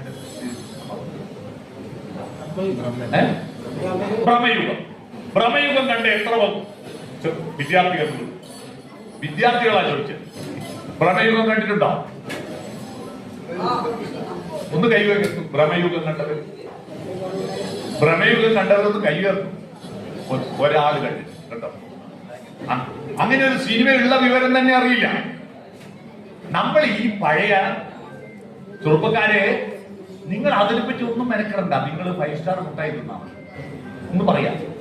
5 സ്റ്റാർ മുട്ടായി തിന്നിട്ട് ഒരു പയ്യൻ ഇങ്ങനെ നിൽക്കുമ്പോഴാണ് ബസ് സ്റ്റോപ്പിൽ ഇരിക്കുന്ന ഒരു പ്രായമുള്ള ഒരു സ്ത്രീയുടെ സഞ്ചിയിൽ നിന്ന് എന്തോ ഒരു സാധനം റോഡിലേക്ക് ഉരുണ്ടുപോയി. അപ്പൊ ഈ സ്ത്രീ പയ്യനോട് പറഞ്ഞു, മോനെ ഒന്ന് എടുത്തതാ മോനെ. ഇവൻ ഈ മുട്ടായി തിന്നുന്ന തിരക്കിനിടയിൽ അത് എടുക്കാൻ തയ്യാറായി. അവസാനം ഈ പെണ്ണുങ്ങൾ തന്നെ എഴുന്നേറ്റിട്ട് ഈ സാധനം എടുക്കാൻ വേണ്ടി റോഡിൽ ഇറങ്ങിയതും ബസ് സ്റ്റോപ്പിന്റെ മേൽക്കൂര ഡിം എന്ന് പറഞ്ഞ് താഴെ വീണു. ഇവനത് എടുത്തു കൊടുത്തിരുന്നുവെങ്കിൽ അതിന്റെ അടിയിൽപ്പെട്ട് പെണ്ണുങ്ങൾ മരിച്ചു പോയിരുന്നു. എടുത്തു കൊടുക്കാത്തത് കൊണ്ട് പെണ്ണുങ്ങൾ രക്ഷപ്പെട്ടു. ആ പെണ്ണുങ്ങൾ എന്നിട്ട് ആ പയ്യനോട് പോയി പറയാ, താങ്ക് യു മോനെ, ഒന്നും ചെയ്യാത്തത്. ഇത് 5 സ്റ്റാർ മുട്ടായിന്റെ പരസ്യം, നല്ല രസമുള്ള പരസ്യം. പക്ഷെ ഈ പരസ്യത്തിലൂടെ നിങ്ങളെ പറ്റിക്കുന്നത് നിങ്ങൾ അറിയുമോ? എന്താ? നീ ഒന്നും ചെയ്യരുത്, ആഴത്തിൽ ചിന്തിക്കരുത്, അന്വേഷിക്കരുത്. നീ 5 സ്റ്റാർ മുട്ടായി എന്ന മട്ടിൽ നമ്മളെ പറ്റിക്കുന്ന മാധ്യമങ്ങളും സിനിമകളും ഇറങ്ങുമ്പോഴാണ് എം.ടിയെ പോലുള്ള ഒരാളെ പറ്റി ചർച്ച ചെയ്യുന്ന കേൾക്കാൻ വന്നിരുന്നു എന്ന് പറഞ്ഞാൽ തന്നെ നിങ്ങൾക്ക് നല്ലൊരു നമസ്കാരം. അതിൽ ഈ കുട്ടികളെ പ്രത്യേകം അഭിനന്ദിക്കുക. കേൾക്കാനും വന്നിരുന്നല്ലോ, വായിച്ചില്ലെന്നല്ലേ ഉള്ളൂ, കേൾക്കാനും വന്നിരുന്നല്ലോ. കുട്ടികളെ, ഈ പ്രപഞ്ചം നമുക്ക് ആകെ ചെറിയൊരു ആയുസ്സേ നമുക്ക് തരുന്നു. ആ ആയുസിനിടയിൽ ഏറ്റവും കൂടുതൽ ഈ പ്രപഞ്ചത്തിന് വലിപ്പമുണ്ടാക്കാൻ നമുക്ക് കഴിയുന്നത് എം.ടിയുടെ, ഹെമിംഗ്വേയുടെ അല്ലെങ്കിൽ മാർക്കേസിന്റെ പോലുള്ള കൃതികൾ വായിക്കുമ്പോഴാണ്. ഏറ്റവും കുറഞ്ഞ സമയത്തിനുള്ളിൽ ഏറ്റവും വലുതായിട്ട് നമ്മുടെ പ്രപഞ്ചം ഉണ്ടാകും. ഈ പ്രപഞ്ചത്തിന്റെ ഏറ്റവും വലിയ ആഴങ്ങളിലോ ഏറ്റവും ഉന്നതങ്ങളിലോ നമുക്ക് യാത്ര ചെയ്യുവാൻ ഇത്തരം കൃതികൾ നമുക്ക് ഉപകരിക്കും. അതുകൊണ്ട് നിങ്ങൾ വായനയുടെ ഗൗരവതരമായ വായനയുടെ ആഴങ്ങളിലേക്ക് പോകണം. വായിക്കുമ്പോൾ ഞാൻ ഒരു സൂത്രം പറഞ്ഞിട്ട് ഞാൻ നിർത്താം. വായിക്കുമ്പോൾ നിങ്ങൾ വെറുതെ വായിച്ച് സമയം കളയും. വായനയുടെ 10 ഘട്ടങ്ങളിലൂടെ കടക്കണം. വായനയുടെ 10 ഘട്ടങ്ങളിലൂടെ കടക്കണം. ഇവിടെ ഈ പരിപാടി മുനിസിപ്പൽ ലൈബ്രറി നടത്തിയത് എന്തിനാ? MT യുടെ ആത്മാവിന് മോക്ഷം കിട്ടാനാണോ? MT യെ പറ്റിയിട്ട് മട്ടന്നൂർക്കാർ മറന്നില്ലല്ലോ എന്ന് ആകാശത്തിന് MT ക്ക് സന്തോഷം ഉണ്ടാക്കാനല്ലോ. MT ക്ക് വേണ്ടിയല്ല ഈ അനുസ്മരണം. MT യുടെ മക്കൾക്കോ കുടുംബക്കാർക്കോ വേണ്ടിയല്ല ഈ അനുസ്മരണം നടത്തുന്നത്. ഇത് കേട്ടിട്ട് ഈ അതിൽ പങ്കെടുത്തിട്ട് ഒരു 5 ആളെങ്കിലും MT യുടെ ഒരു കഥയെങ്കിലും വായിക്കാൻ തോന്നണം. മനസ്സിലാക്കണം. വായിക്കണമെന്നല്ല, തോന്നണം. വായനയുടെ 1ാമത്തെ ഘട്ടം തോന്നണം. പുസ്തകം കിട്ടാഞ്ഞിട്ടല്ല, തോന്നുന്നില്ല. വായിക്കാൻ തോന്നില്ല. പുസ്തകം അവിടെ കൊണ്ടേച്ച് അന്നേരമാണ് വെറുതെ ഒരു നോട്ടിഫിക്കേഷൻ വന്നത് ഫോണിൽ. ആ നോട്ടിഫിക്കേഷൻ നോക്കുമ്പോ അതിലൂടെ അങ്ങ് കയറി. അപ്പോ ഇൻസ്റ്റഗ്രാമിലുള്ള ഒരു പുതിയ റീലായിരുന്നു. പിന്നെ അതിൽ നോക്കി, അതിന്റെ അടുത്ത റീൽ നോക്കി, പിന്നെ ഈ പുസ്തകം മറന്നുപോയി. അതിൽ ഒരൊറ്റ പോക്ക. എന്തിനാ ഫോൺ എടുത്തതെന്ന് ഓർമ്മയുണ്ടാവില്ല. പുസ്തകം അവിടെ കിടക്കും. നമ്മുടെ കുട്ടികൾ പറ്റുന്ന മൊത്തം ഇതാണ്. നിങ്ങളെ ആകർഷിച്ചിട്ട് തെറ്റിദ്ധരിച്ചിട്ട് കൊണ്ടുപോയി കുഴിയിൽ ചാടി. തോന്നണം, വായിക്കാൻ തോന്നണം. 1. 2 അന്വേഷണമാണ്. ഏത് പുസ്തകം എവിടെ കിട്ടും? ഏത് ഇപ്പൊ MT യുടെ എല്ലാം വായിച്ചു തീർക്കാൻ പറ്റുമോ? അതിലേറ്റവും പറ്റിയത് ഏതാണ്? വായിക്കുക, അന്വേഷണം. 2ാം ഊഴം വായിക്കുക. 2ാം ഊഴം വായിച്ചു കഴിഞ്ഞാൽ കൃഷ്ണമാരാരുടെ കുട്ടിക്കൃഷ്ണമാരാരുടെ ഭാരത പര്യടനം വായിക്കുക. അപ്പോഴാണ് നമുക്ക് ഈ പുരാണങ്ങൾ എന്തിനാ വായിക്കുന്നത് മനസ്സിലായി. പരശുരാമൻ എന്ന് പറയുന്ന മഹാസന്യാസി, മലയാളികളെ സൃഷ്ടിച്ച ആളുകളെ, കേരളക്കാരെ സൃഷ്ടിച്ച ആള്. കുട്ടിക്കൃഷ്ണമാരാർ അടിച്ചു പൊളിച്ച് കൈ കൊടുക്കുന്നുണ്ട്. ആരെ? പരശുരാമൻ അടിച്ചു പൊളിച്ച് കൈ കൊടുക്കുന്നുണ്ട്. ഏതൊരാണായാലും പെണ്ണിനെ കാണുമ്പോൾ ഇളക്കം വരും. അത് പരശുരാമനായാലും വരും എന്ന് ബോധ്യപ്പെടുത്താൻ വേണ്ടിയിട്ടാണ് വ്യാസൻ അംബോപാഖ്യാനം എന്ന് പറയുന്ന ഒരു കഥ എഴുതിയതെന്ന് കുട്ടിക്കൃഷ്ണമാരാർ പച്ചേ പറയുന്നുണ്ട്. ഏത്? ഭാരതത്തിൽ പച്ചേ പറയുന്നുണ്ട്. അപ്പൊ അന്വേഷണം നടത്തണം. 3ാമത്തത് പുസ്തകം വാങ്ങണം. പൈസ കൊടുത്ത് വാങ്ങാം. നമ്മൾ ചെലവാക്കുന്ന ഭാഷയുടെ ഒരു ചെറിയ സംഖ്യ പൈസ പുസ്തകം വാങ്ങാൻ ചെലവഴിക്കും. 2ാമത്തത് സമ്മാനമായിട്ട് വാങ്ങാം. ഇക്കൊല്ലം 400 കോടി റുപ്യന്റെ മരപ്പലകയും കുപ്പിച്ചില്ലുവാണ് ഇക്കൊല്ലം കേരളത്തിൽ ഇരിക്കുന്നത്. 400 കോടി റുപ്യന്റെ മരപ്പലകയും കുപ്പിച്ചില്ലും. കുട്ടിക്ക് സമ്മാനമായി കൊടുക്കുന്ന മരപ്പലയും കുപ്പിച്ചില്ലും 400 കോടി റുപ്യന്റെ. നിങ്ങൾ ആലോചിച്ചോട്ടെ, അതിന് പകരം ഒരു പുസ്തകം കൊടുത്തെങ്കിൽ എത്ര സാഹിത്യകാരന്മാർക്ക് മര്യാദയ്ക്ക് അവർക്ക് ഭക്ഷണം കഴിച്ച് ജീവിക്കാം. 400 കോടി റുപ്യ സാഹിത്യകാരന്മാർക്ക് കിട്ടിയില്ലേ? ബുക്ക് സ്റ്റാളിൽ കിട്ടിയില്ലേ? അത് കൊടുക്കൂല. ഈ മരപ്പലി ആയിരിക്കും വേണം. അതുകൊണ്ട് സമ്മാനമായിട്ട് വാങ്ങാം. 3 വായ്പ വാങ്ങാം. നിങ്ങൾ ബാങ്കിൽ പോയിട്ട് വായ്പ വാങ്ങിയാൽ അതിന്റെ മുതലും പലിശയും തിരിച്ചടക്കണം. പക്ഷേ മുതൽ മാത്രം തിരിച്ചടച്ചിട്ട് പലിശ ഇങ്ങോട്ട് തരുന്ന ഒരു വായ്പാ സംഘമുണ്ട്. അതാണ് ഗ്രന്ഥശാല സംഘം. മനസ്സിലായോ? മുതലേ തിരിച്ചു കൊടുക്കുന്നു. പലിശ അതിന്റെ അറിവും അനുഭൂതിയും നിർവൃതിയും ഇങ്ങോട്ട് കിട്ടും. അതാണ് ഗ്രന്ഥശാല സംഘം. അതാണ് വാങ്ങണം. വാങ്ങിക്കഴിഞ്ഞാൽ 4ാമത്തെ എന്താ? വായിക്കണം. വായിക്കുന്നതിന് മുമ്പിൽ ഒരു പടിയും. എന്താണ്? തുറക്കണം. തുറക്കൂല. വീട്ടിലുണ്ടാവും. എല്ലാ വീട്ടിലും പുസ്തകം ഉണ്ടാവും. ഇങ്ങനെ അലമാരകളിൽ അന്ത്യവിശ്രമം കൊടുക്കും. തുറക്കൂല. തുറക്കണം. 5ാമത്തത് വായിക്കണം. 5ാമത്തത് വായിക്കണം. എനിക്ക് OV വിജയന്റെ പുസ്തകങ്ങളെ പറ്റിയൊന്നും എനിക്കൊന്നും അറിയാത്ത കാലത്ത് ഒരാൾ ധർമ്മത്തെ പേജ് വായിച്ചു. തുടക്കത്തിൽ ഇങ്ങനെയാണ്: ധർമ്മപുരിയിൽ ശാന്തിഗ്രാമത്തിൽ പ്രജാപതിക്ക് തൂറാമുട്ടി. അപ്പൊ അതിനോട് ഇൻട്രസ്റ്റ് വന്ന് അങ്ങനെയാണ് OV വിജയത്തിലേക്ക് വായിക്കുന്നത്. തുറന്നാൽ വായിച്ചോണ്ട് പിന്നെ തീട്ടക്കളിയാണ് അതിന്റെ അർത്ഥം. സത്യാണ്. നിങ്ങൾ ഞാൻ പറയുന്നതല്ല, നിങ്ങൾക്ക് ആ വായിച്ചവർക്കറിയാം. പക്ഷെ ഇന്നാണ് ആ പുസ്തകത്തിന്റെ പ്രസക്തി ഇപ്പോഴാണ് മനസ്സിലാകുന്നത് കേട്ടോ. ഇപ്പോഴത്തെ കാലഘട്ടത്തിൽ ഭരണവുമായി നടത്തിയപ്പോഴാണ് അന്നത്തെ പുസ്തകത്തിന്റെ പ്രസക്തി എന്താണ്. അത്ഭുതമാണ്. അതുകൊണ്ട് 5ാമത്തെ വായിക്കണം. വായനയുടെ പകുതിയായിരുന്നു. 6ാമത്തത് വിചിന്തനമാണ്. പുസ്തകം വായിച്ചിട്ട് അവിടെ കൂട്ടിവെക്കല്ല, ആ പുസ്തകത്തെ പറ്റി ഒന്ന് ആലോചിക്കണം. 7ാമത്തെ വിശകലനം ചെയ്യണം. ഈ കഥാപാത്രങ്ങൾ എനിക്ക് ബന്ധമുണ്ടോ? എന്റെ നാട്ടിലുണ്ടോ? ഇത് പറയുന്നത് ജെന്യൂനാണോ? ശരിയാണോ? 8ാമത്തെ സംസ്കരണം. അച്ചടിച്ചതെല്ലാം സത്യമൊന്നുമല്ല. അച്ചടിച്ചത് ആവശ്യമുള്ളത് എടുക്കുക, ആവശ്യമില്ലാത്ത ഒഴിവാക്കുക. അതാ സംസ്കരണം. പിടികിട്ടിയോ? എല്ലാ പുസ്തകത്തിലുള്ളതെല്ലാം സത്യമാണെന്ന് വിശ്വസിച്ചു പോകരുത്. വേണ്ടത് എടുക്കുക, വേണ്ടാത്ത ഒഴിവാക്കുക, അതാ സംസ്കരണം അല്ലേ? സംസ്കാരവും ശാപവും തമ്മിൽ എന്താ ബന്ധം? ഒരാൾ മരിച്ചാൽ വേണ്ടതെടുക്കൂ. കുഴിയിലേക്ക് ഉണ്ടാക്കുന്നതിന് മുമ്പ് കാതില അയച്ചെടുക്കൂലേ? മാലി എടുക്കൂലേ? അയാളെ ഒസ്യത്തിലേക്ക് എടുക്കൂലേ? അതെല്ലാം കുഴിയിൽ കത്തുക്കോ? വേണ്ടതെടുക്കും, വേണ്ടാത്ത ബോഡി ഒഴിവാക്കും. അതാ ശവസംസ്കാരം പിടികിട്ടിയോ? അതാണ് സംസ്കരണം. 9ാമത്തത് ഓർമ്മിക്കണം. പുസ്തകത്തിൽ പറഞ്ഞ കാര്യങ്ങൾ ആവശ്യമുള്ള സന്ദർഭങ്ങളിൽ ഓർമ്മിക്കാൻ കഴിയണം. ഞാനിപ്പോ ഇന്നിപ്പോ ഇവിടെ പ്രസംഗിച്ച MDയുടെ പുസ്തകങ്ങളിലെ ചില ഭാഗങ്ങൾ, ചില കഥാപാത്രങ്ങളെ പറ്റിയൊക്കെ ഞാൻ ഇന്നലെയോ മിഞ്ഞാന്നോ ഒന്നും ആ പുസ്തകം വീണ്ടും വായിച്ച് റെഫർ ചെയ്തതല്ല. പണ്ട് വായിച്ചതിന്റെ ഓർമ്മകൾ അതിങ്ങനെ അയവിറക്കി വരിക, ഓർമ്മിക്കണം. 10ാമത്തത് പ്രതികരണം. വായിച്ചതിന് മുമ്പുള്ള നിങ്ങളും വായിച്ചതിന് ശേഷമുള്ള നിങ്ങളിലും വ്യത്യാസമുണ്ട്. പുസ്തകം വായിച്ചാൽ എന്തും ഗുണം വേണ്ടേ? ജീവൻ ടോൺ എന്ന് പറയുന്ന ഒരു ലേഖ്യത്തിന്റെ പരസ്യം ഉണ്ടായിരുന്നു പണ്ട്. ഒരു മനുഷ്യൻ മെലിഞ്ഞുണങ്ങിയിട്ട് എടുത്താൽ ജീവൻ ടോൺ കഴിക്കുന്നതിന് മുമ്പ്, പിന്നീട് നല്ല വർക്കൗട്ട് ചെയ്തിട്ട് മസിലായിരിക്കുന്ന ഒരുത്തൻ ജീവൻ ടോൺ കഴിച്ചതിന് ശേഷം 2 ഫോട്ടോ. ഈ 2 ഫോട്ടോ ആ പരസ്യം ചെയ്ത ഒരു ഭയങ്കരമായ പ്രതിഫലം കിട്ടി. ഇവൻ അപ്പാട് ഗൾഫ് പോയി അതേ പരസ്യം ചെയ്തു, കംപ്ലീറ്റ് വിൽപ്പന പിടിഞ്ഞുപോയി. ജീവൻ ടോൺ കഴിക്കുന്നതിന് മുമ്പ്, കഴിച്ചതിന് ശേഷം എന്ന് പറഞ്ഞിട്ട് 2 ഫോട്ടോ കൊടുത്തല്ലോ. ആടെ നോക്കുമ്പോ തിരിഞ്ഞുപോയി. വലത്തുനിന്ന് ഇടത്തോട്ടല്ലേ വായിക്കുക,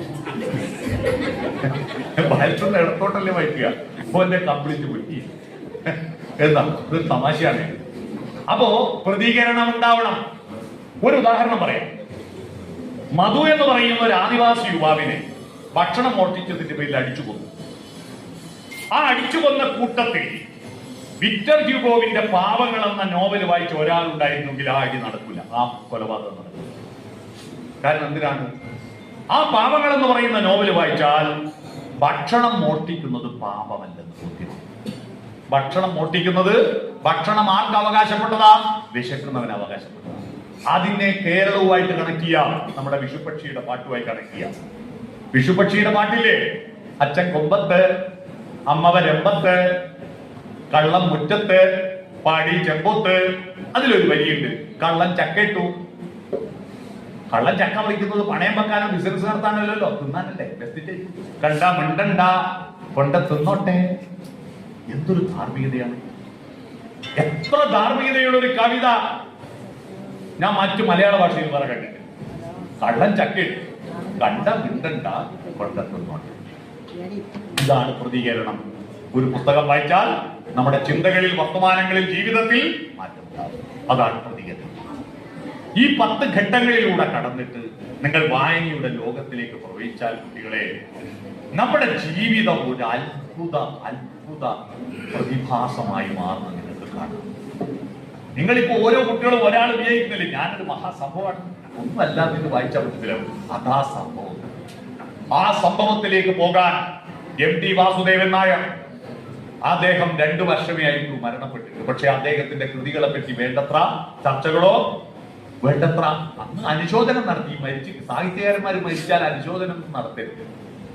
സാഹിത്യകാരന്മാര് അനുശോചനമല്ല നടത്തേണ്ടത്, അവരുടെ പുസ്തകങ്ങളെ പറ്റി ചർച്ചയാണ് വേണ്ടത്. ഇപ്പൊ എസ് ജാനകി മരിച്ചു. എസ് ജാനകി മരിച്ചപ്പോ പത്രത്തിന്റെ തലക്കെട്ട് മുഴുവൻ എന്ന അവര് പാടിയ പാട്ടിലെ വരികളെ പറ്റി അതാരെഴുതിയ? എസ് ജാനകി എഴുതുക. ഈണത്തെ പറ്റി ഒരു പത്രത്തിലും ഇല്ല. അവരുടെ പാട്ടിന്റെ ശൈലിയെ പറ്റി, അതിന്റെ രാഗവിസ്താരത്തെ പറ്റി ഒരു പത്രത്തിലും ഇല്ല. എല്ലാ പത്രത്തിലും ഹെഡിങ് മഞ്ഞണിപ്പൂനിലാവുമാൻ. ആരെയും മഞ്ഞണിപ്പൂനിലാണ്? ആള് പി ഭാസ്കരനാ? പി ഭാസ്കരന് വേണ്ട, ഇത് പാടിയ ജാനകിയ പ്രധാനം. അവരുടെ പാട്ടിന്റെ പ്രത്യേകത. അതുപോലെ സാഹിത്യകാരന്മാർ മരിച്ചാൽ അവരുടെ കൃതികളെ പറ്റിയിട്ട് ഗൗരവപരമായി ചർച്ച ചെയ്യണം. MT മരിച്ചിട്ട് 2 വർഷം തികയുമ്പോ ഈ ജന്മദിനത്തിൽ അദ്ദേഹത്തെ പറ്റിയിട്ട് അനുസ്മരിക്കാൻ അദ്ദേഹത്തിന്റെ തിരക്കഥകൾ, അദ്ദേഹത്തിന്റെ സിനിമകൾ, അദ്ദേഹത്തിന്റെ നോവലുകൾ, അദ്ദേഹത്തിന്റെ ചെറുകഥകൾ, ഇവയെ പറ്റി അത് പറയാൻ തുടങ്ങിയാൽ വൈകുന്നേരം വരെ പറഞ്ഞാൽ തീരാത്തത്. പക്ഷെ അതെല്ലാം പറയലല്ല നമ്മുടെ പണി. എന്നാലും അതിന്റെ ചില ഹിന്റുകൾ തരിക മാത്രമായിരുന്നു എന്റെ ദൗത്യം. അങ്ങനെ പറയാൻ താല്പര്യമെടുത്ത് ഇങ്ങനെ ഒരു പരിപാടി സംഘടിപ്പിച്ച ഈ മട്ടന്നൂർ മുനിസിപ്പൽ ലൈബ്രറിയുടെ പ്രവർത്തകരെ, അതിന് നിയന്ത്രിക്കുന്ന മുനിസിപ്പൽ അധികാരികളെ, ആ സർഗാത്മകത ഭരണാധികാരത്തിൽ ഉണ്ടാകും. ഭരണാധികാരത്തിൽ സർഗാത്മകത ഉണ്ടാകും. അതിന്റെ തകരാറ് നമുക്ക് ഭരണാധികാരത്തിൽ സർഗാത്മകതയിലെ പോക്കാതെ ആ സർഗാത്മകതയുള്ള ഒരു ഭരണാധികാരികൾ കൂടി ഉള്ളൂ എന്നതുകൊണ്ട് ഇങ്ങനെ ഒരു പരിപാടി സംഘടിപ്പിച്ചതിന് അവരെ ആദ്യം തന്നെ അഭിനന്ദിക്കുന്നു. ഈ പരിപാടിക്ക് രാവിലെ തന്നെ ഇത്രയും അധികം ആളുകൾ ഇത് കേൾക്കാൻ ഇവിടെ വന്നു എന്ന് പറയുന്നത് ഇത്ര നേരം നിങ്ങൾ കേട്ട് ഇപ്പൊ സമയം എല്ലാം കൂടി 1 മണി വാറ്റിപ്പോട്ട സമയമായി അല്ലെ, 1 മണി.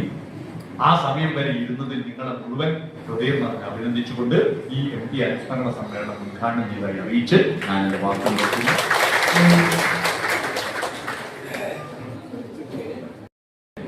അനുവാചകരിലേക്ക് ഇറങ്ങിച്ചെല്ലാൻ സാധിക്കുകയും ചെയ്തിട്ടുള്ള പ്രിയപ്പെട്ട VK സുരേഷ് ബാബു അവർക്ക് നഗരസഭയുടെ ഹൃദയം നിറഞ്ഞ നന്ദി അറിയിക്കുകയാണ്.